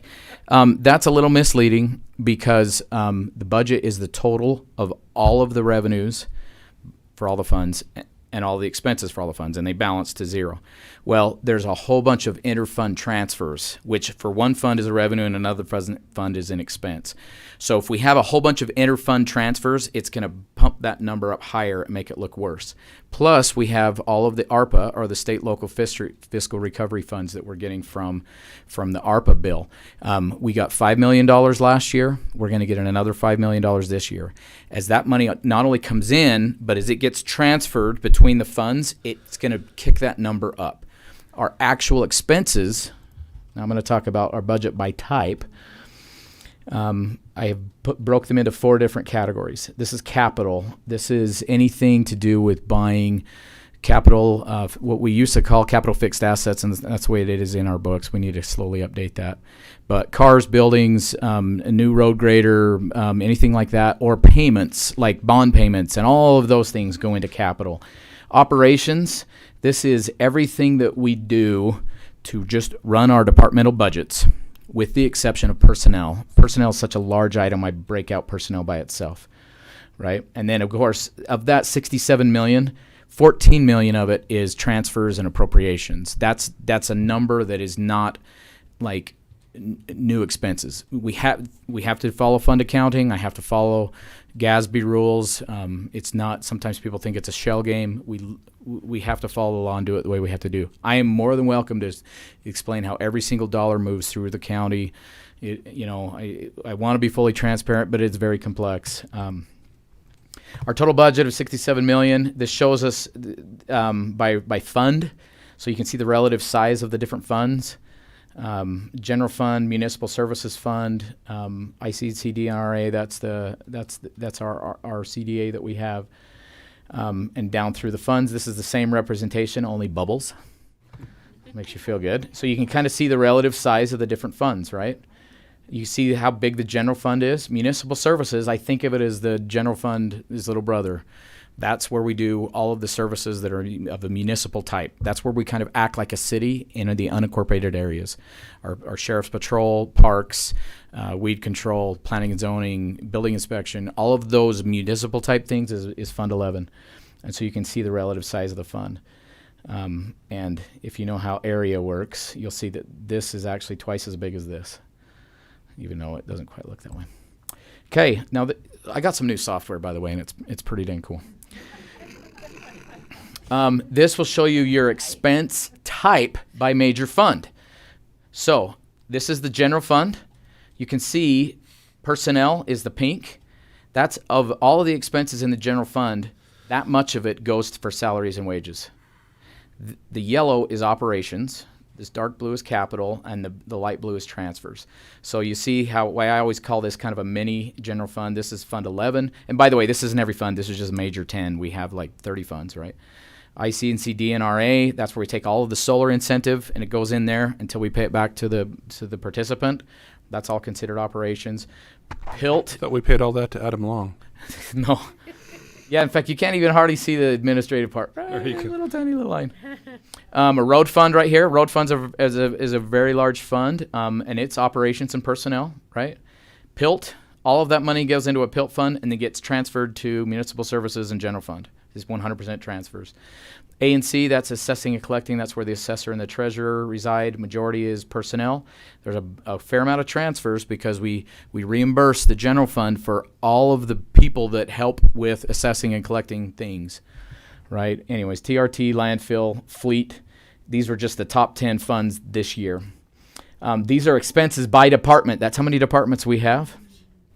Everybody doesn't realize how complex the county is. And you'll notice at the very top is jail. This first one is Exhibits and shows. Transfers to other transfers, right? The top one is the jail. The second highest is the sheriff. So I hope you guys like and trust Ken because he has his hands on the reins of like $9 million of the county's active budget. This is major expenses by type by major department. So here we have the jail. This is what I tell people. 85% of the cost to run the jail is people, which is why we have to manage the size of and scope of the jail relative to the amount of inmates that we have.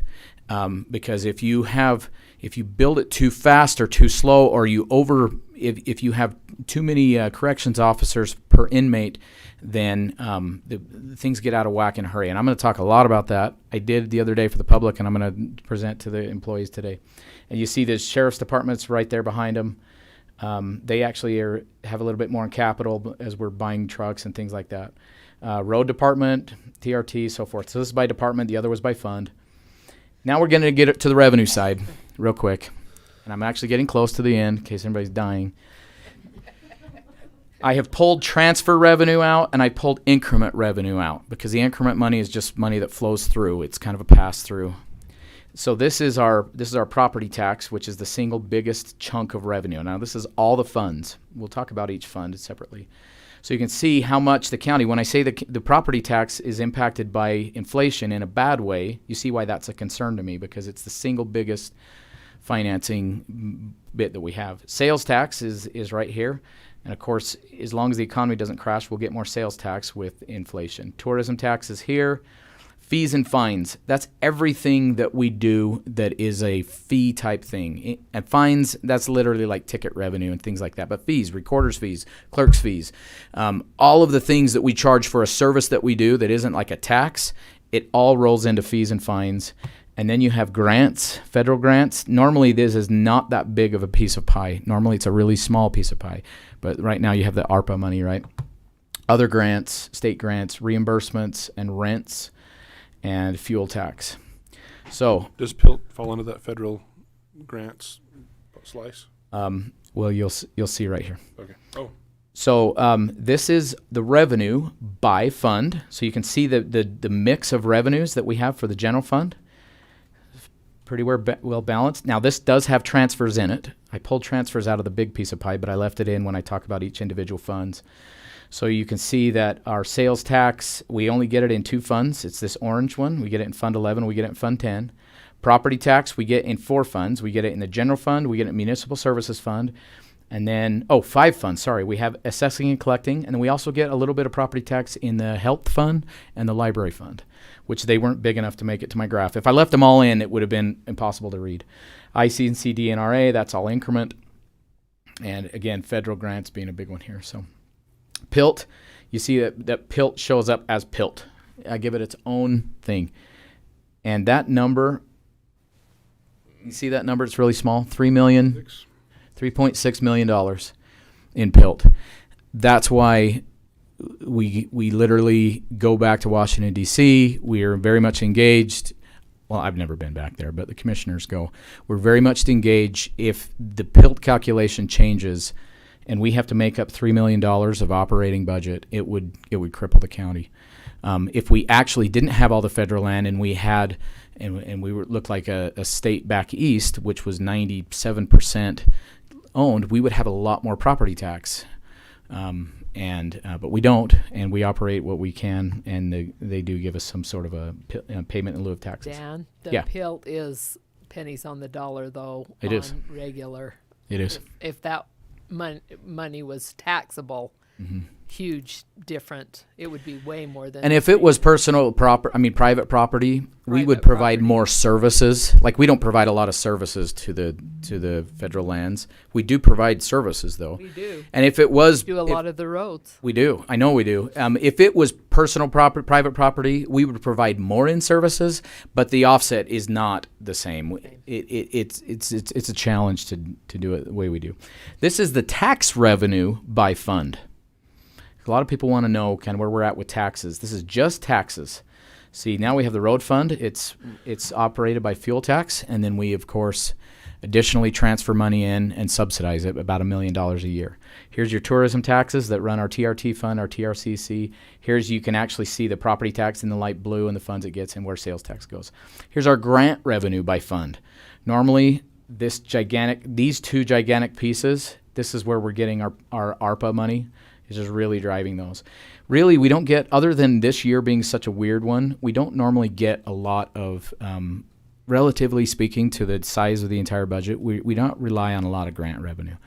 We do here and there for pieces. The CJC is primarily grant revenue. Our emergency manager, we get some state funds to help us with that, and we get some one-time grants here and there. But right now, the bulk of these grant revenues is ARPA. Okay. Now I'm moving on to some of the other highlights. This is year 2 of our implementation of our fleet plan. I know some people are like, year 2? We haven't even gotten the vehicles yet.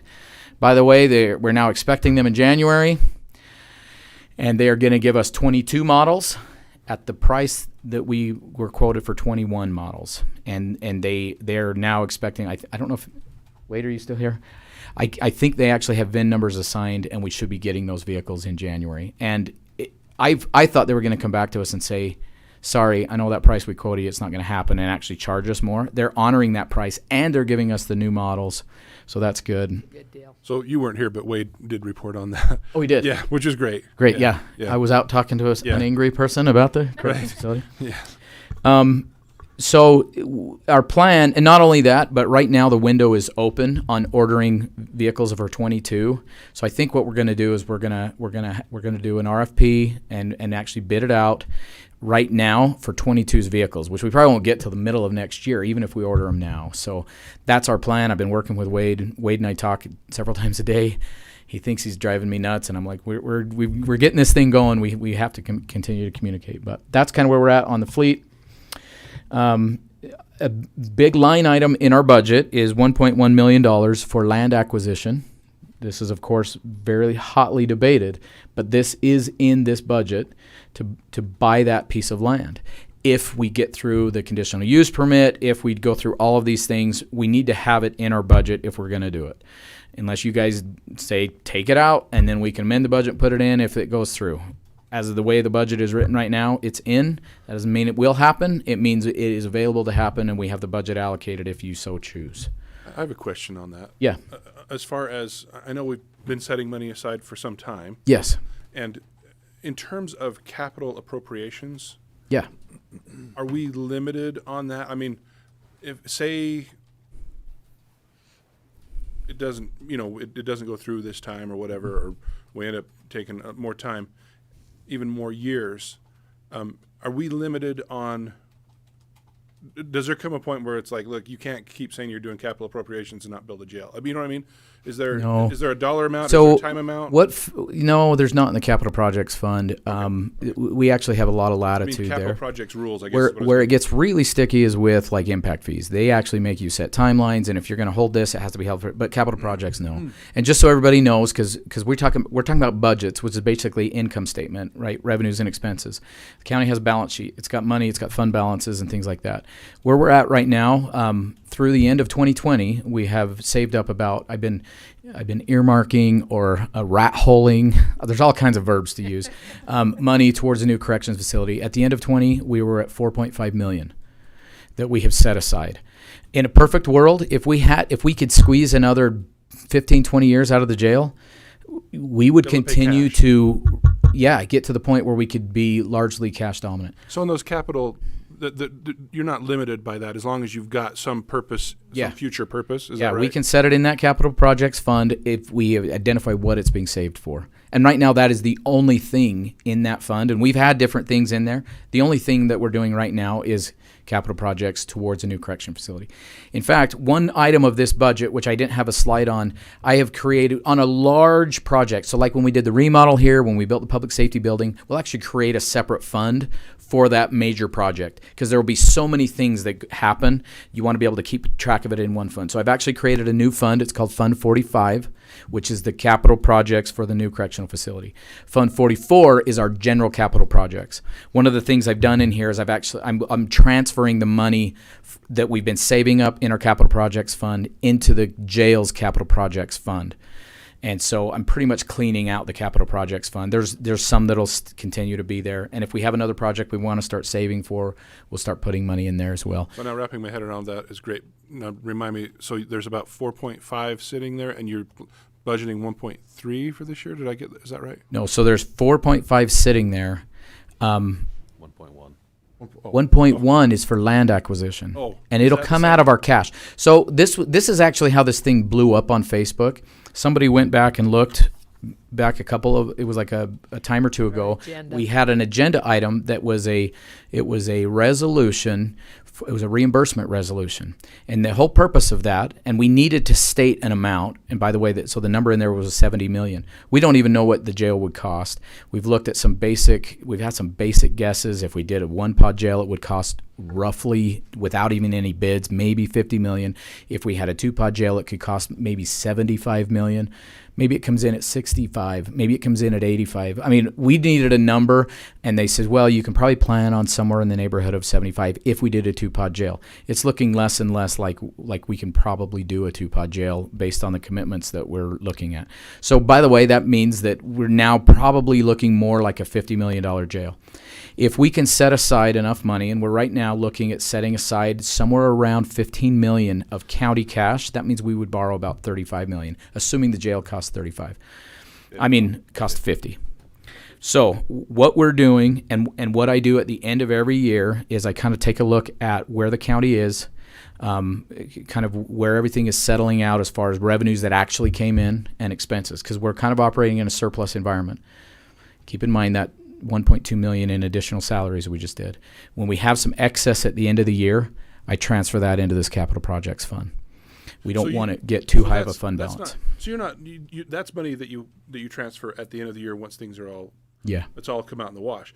So we've budgeted 1.1 for land acquisition, but you don't necessarily budget for capital appropriation or capital.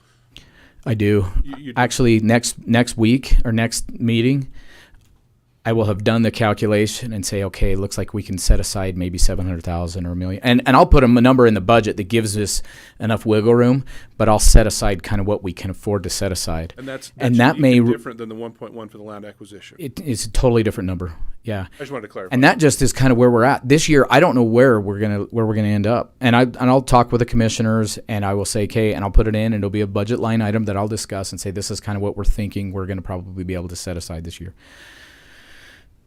So I was curious. I wanted to wrap my head around that. So you really don't know yet. Nope. Yeah. I use it as a budget balancing. I have to balance expenses and revenues. I either need to show that we're pulling money out of the fund balance if we don't have enough revenues, or if we have more revenues than we have expenses. You'll see an expense item that says increase to fund balance, and that's where I set money. That's how I balance the budget. And what that basically means, if we have more revenues than expenses, it'll just fall to the fund balance at the end of the year. And instead of doing that, because I'm not trying to build the general fund right now, basically anything excess, I'm going to actually just transfer that to capital projects. That's our strategy right now that we have. So we're not in a deficit situation, but if we were, could you explain the process of making that balance with? I mean, If we were in a surplus. deficit situation, you would see me balancing the budget by appropriating money from fund balance, aka pulling money out of savings in order to pay for this year. And if you start seeing a lot of that, and then we're actually doing it, that means that the county is slowly bleeding fund balance. That means you either got to cut costs or you got to increase taxes. So the county is not in that situation. We've had excess revenue from expenses, and we've been setting it aside. You know, when we talk about the county, I don't know the total number, but it's, well, actually, we can go back and look what that personnel was of the total budget. It's probably 40% of our total budget. It's probably about 60% of our true budget once you take out transfers. So when we do surplus, you mean? No, I'm saying of the total budget, how much of it is personnel. So when we do an increase, salaries and wages increase, it's really going to impact that revenues versus expenses. It's the single biggest thing that can impact that.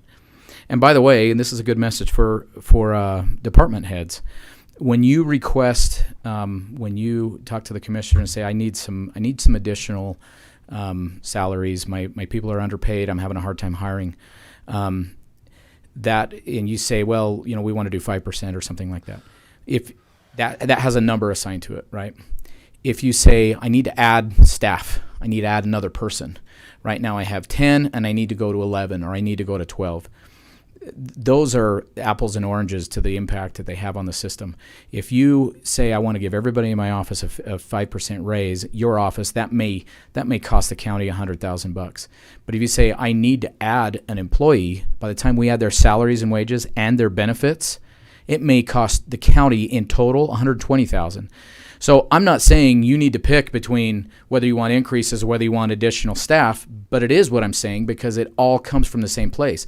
That additional employee, nobody else realized an impact on their own salaries and wages, but it still costs the county just as much. And so to add staff, as we grow the size of government by adding employees, we have to really think through that and justify it. It better really be needed, and it better be tied to growth that the county is seeing.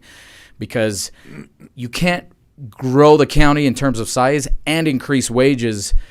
You know, a lot of times to do both of those is just completely, you know, it's kind of give or take. I always say if you're going to buy a one-time thing, that stresses me out far less than having a permanent increase in cost. And the fastest way that we spend money is by adding staff. So we really have to just think that through. If you're a department head and you're thinking about requests like that in the position the commission is in, I always say, if you're really stressed about not being able to hire, and you need wages, that's the single thing that's hurting you the most, then try to maybe figure out how you can do more with less on an efficiency level and not hire new staff, because that's going to take away those available dollars so much faster than anything else we can do. So anyways, I really didn't plan on saying all that, but it was my fault. We do have so Dan, going back, so we've allocated a budget of 1.1 for that piece of property. Yeah. But if we find another one, yeah, we can just shift it. Oh, that's not for any specific piece of property. That's just general. That is the purchase price for that piece of property. But we could not buy it. We could buy land somewhere else. Whatever. That just gives us the ability to do it. Right. We do have some other large capital, which is pretty typical in the road department. We have to replace, and the landfill, you know, so many pieces of equipment to kind of stay ahead of the curve. We have a little bit of that in there. Finally, executive summary. You didn't think we'd ever get there, but the single biggest factor to watch in 2022 is inflation. It impacts our purchasing power, our revenues, our expenses, and our employees' lives. 2, we'll continue to plan for and deal with a very high population growth. Growth is challenging. It's better than shrinking, but it's definitely still a challenge. 3, Iron County is well managed and fiscally sound. We will need to navigate the volatility in the economy. I wish I had and I could tell us that the market was gonna crash in the middle of 22, or else it was just gonna continue to soar, and I don't know. But we just have to manage what comes to us. 2022 salary study and consideration of new employee pay structure. Finally, we will continue to moving forward towards a solution on a new correctional facility. In a nutshell, that's what Iron County is looking at in 22. Open up to questions from the commission, and then I can sit down. We have a public hearing, and I will answer any questions. Is it time to wake up? As good as I can. If you're not asleep by now, then I don't know what to tell I'm sorry. you have a weird fascination with budgets like me. Does the commission have any questions for me? No, but we appreciate all you do. I think I asked the questions I had. Yeah. So, with that brief introductory statement that Dan gave us, Chair declares the public hearing regarding the 2022 proposed budget open. Invite any questions, comments. Good remarks, jokes. I'm just laughing about brief introductory statement. Be brief. Seeing He likes graphs. seeing no questions or public statements, Chair declares public hearing on agenda item number 2 closed. We'll move on to so we've got agenda item number 5. It's a discussion and possible approval of vehicles to be sold on the public service website. Wade has a family emergency. He had to leave. Oh. Good. So we should do we approve it? Well, do we? Who? I can't speak to the specifics, but I can tell you that we have been getting a few vehicles. I think we've gotten 4 or 5. We've got the 2 hybrid Camrys that we ordered. We've gotten some of the Ford Explorers that we ordered, and we got 2 trucks. They weren't part of the big truck order. They were just some that came in, and we said, yeah, absolutely. And so they have been replacing a couple of vehicles. Like the Impalas that are here, we're actually going to shift those. That's not on this list because Curtis at Aging Council really wanted those, so those will come to your attention. I think it was just really it was the fire vehicles that came from out in the West Desert. So we actually do have a list. There's a 1979 International dump truck, a 2007 American LaFrance side loader with a curb tender, and a 1994 Kenworth dump truck, and those will go on the, assuming it's approved, will go on the surplus side.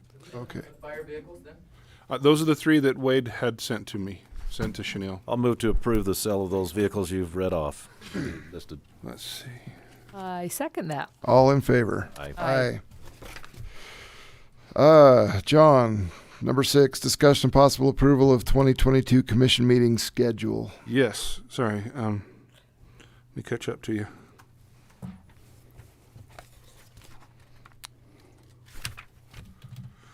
Okay, so let me scroll down to it.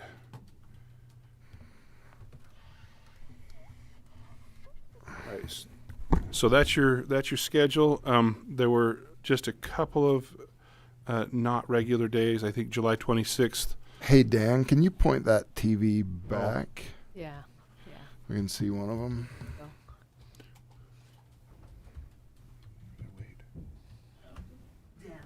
Is it in our packet? Yeah, it's right there. So that July is because of. Yeah. So typically we do the 2nd and 4th Monday, and I oh, you okay? That wasn't your head. No. Oh, okay. I heard that sound and I thought it was your head. Okay. Anyway, and I bring this up every year, and I'll bring it up again. I think, and we had some comments today to this effect. I would be fine if the commission wanted to change the meeting time to be a little more favorable to the public. I've floated the idea of maybe starting at 4 p.m. on a day, so that you could have your, internal stuff like we do at 9 a.m. and then have it open for a little bit later in the day.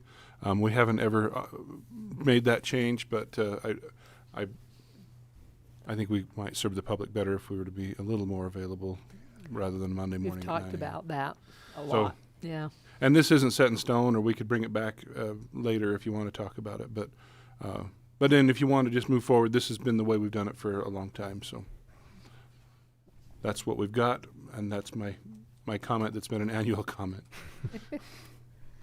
My brief So introductory start at statement. 4 and then have the other meetings after that. That was one suggestion I had, and you know, you've been in an LDS community, so you might, I don't know if Monday Mondays might not be, you know, cutting into home evening time if you want to think about that. Other counties do commission meetings on different days. You might consider the days of the week that other entities meet. Parowan meets on Thursday. Cedar City meets on Wednesday. I think Enoch meets on Wednesday. But this is based on what we have done. This is what we have proposed for 2022. So what did you do on the 26th of July? What are you thinking? Let me look. I can't remember. Because that one would be. That's a Tuesday, and so basically, the 25th would be the Pioneer Day the observation. Pioneer. So it'd be Monday. the next day. So this would be the Tuesday, Yeah. the 26th, and yeah. I think that's the only weird one there. I mean, listen, I have real heartburn about having commission on March 14th because that's my birthday. Oh. That's just the worst birthday present ever. I'm just teasing. Or Valentine's Day, you know. Not super romantic.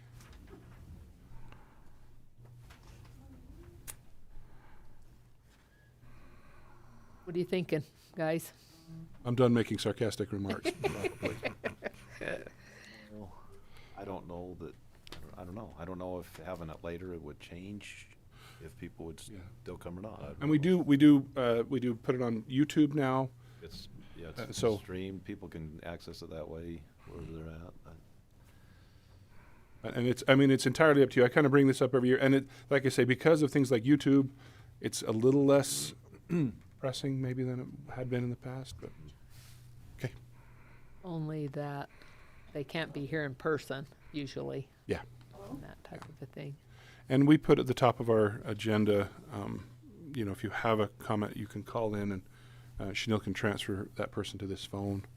I mean, we do have accommodations, so I can't decide for you. I just, like I say, I have made that comment every year just because I wonder if we could make it a little more accessible. I think Paul has a point, though, that it's not that inaccessible. It's not my call. I think there's enough going on every other day of the week in the evenings that to try and pick an evening to try and wedge it in, and I really don't think Monday evenings would work. Okay. Yeah. So in other words, you'd be Which looking at a pretty major Have change to- if you. Yeah, you'd have to do it on a different day. So, which And I think it'd is be doable. I think but- it'd be tough to shoehorn it in some other I know just there's- with with the different city councils and with different planning commission meetings for different entities, and We don't interfere with any of those, that's for sure. right. Want me to leave it? I think we should just leave it where it is Okay. for lots of So reasons. should we make a motion? Please. Move to approval of the 2022 commission meeting schedule. Second. All in favor? Aye. Aye. Personnel. Come on down. Hello. All right, first on the agenda for your approval is in the engineer's office. Heather Wayman Ortega was selected from the most recent competitive recruiting process to backfill the vacant full-time administrative assistant position, effective date 11/29/2021. And I can just do sheriff's office too, so we can cover both of those. Yes. In the sheriff's office corrections, Allison Lloyd and Aaron Hatch were selected from the most competitive recruiting process to backfill the vacant full-time Deputy 1 positions, effective date 11/28/2021. Okay. I'll move in the engineering department to of a new hire, Heather Wayman, as a full-time administrative assistant, which is a backfill of a vacant position, effective date November 29th, 2021. I'll second that. All in favor? Aye. Aye. And then the sheriff, let's do B1 as well. Move for approval of a new hire, Allison Lloyd, as a full-time Deputy 1, backfill of a vacant position, effective November 28th, 2021. Second. All in favor? Aye. All right. All right, recently in the sheriff's office, for our training for post cadets, the academy has made the decision to close their cafeteria at 3 p.m. rather than staying open all day for dinner service, which affects our new deputies. Since our staff is training past closing time, they are no longer able to use the post meal plan for dinner. Because of this change, I'm asking for your consideration to approve an update to the policy which will allow our staff to receive county-approved meal per diem rates as opposed to post-meal plan. So on the change for Section 41 in Policies and Procedures, Section B, Guidelines for Post-Training Meal Reimbursement, and I'll just read it for record if that's okay. Employees will be provided with a meal reimbursement for 3 meals per day for all days while attending training. Weekend meals, if employee chooses not to return home, will be at the employee's own expense. The county shall pay for an evening meal at the county's rate as outlined in Section 15 of policy for initial travel to training, which is 1 dinner. Per diem for the first SFO training will be provided upon the entry to county-approved meal plan per diem rate. The remaining per diem for LEO and BCO or BCO training will be provided upon completion of SFO. So it's only changed just to include the county per diem rates as opposed to the Did we post miss per diem Aaron rate. Hatch? Yeah, we did. Yeah. Oh, sorry. Yeah. Oh, that's all right.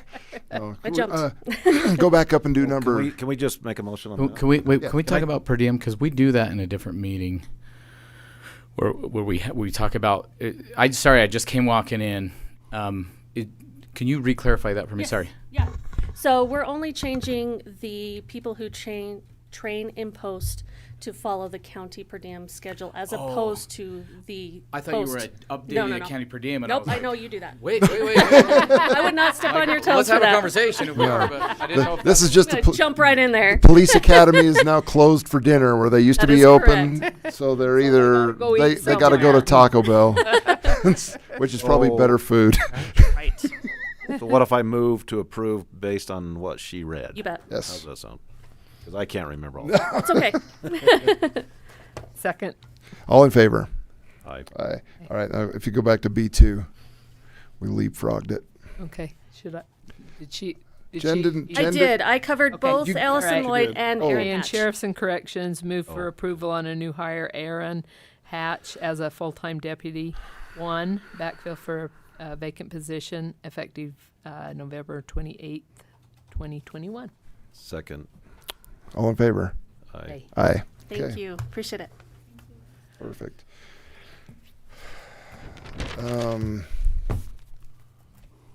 Okay. Sorry, no, give me 1 minute. Okay. Any prairie dog matters. Thank goodness. County boards. I will have. I will want to go over the boards on that first meeting in January fairly thoroughly. Right. Okay. Um, No, Reed might have some. Will you be having some new board people for zoning? Will I be? Yeah. Not today. Oh, yes. But you will. That's upcoming. Yeah. Okay. A couple of them told me that they were done soon. Okay. Okay. All right. And I've got just speaking out loud, I have a question, but I have a question for Molly. I didn't want her to leave. I have an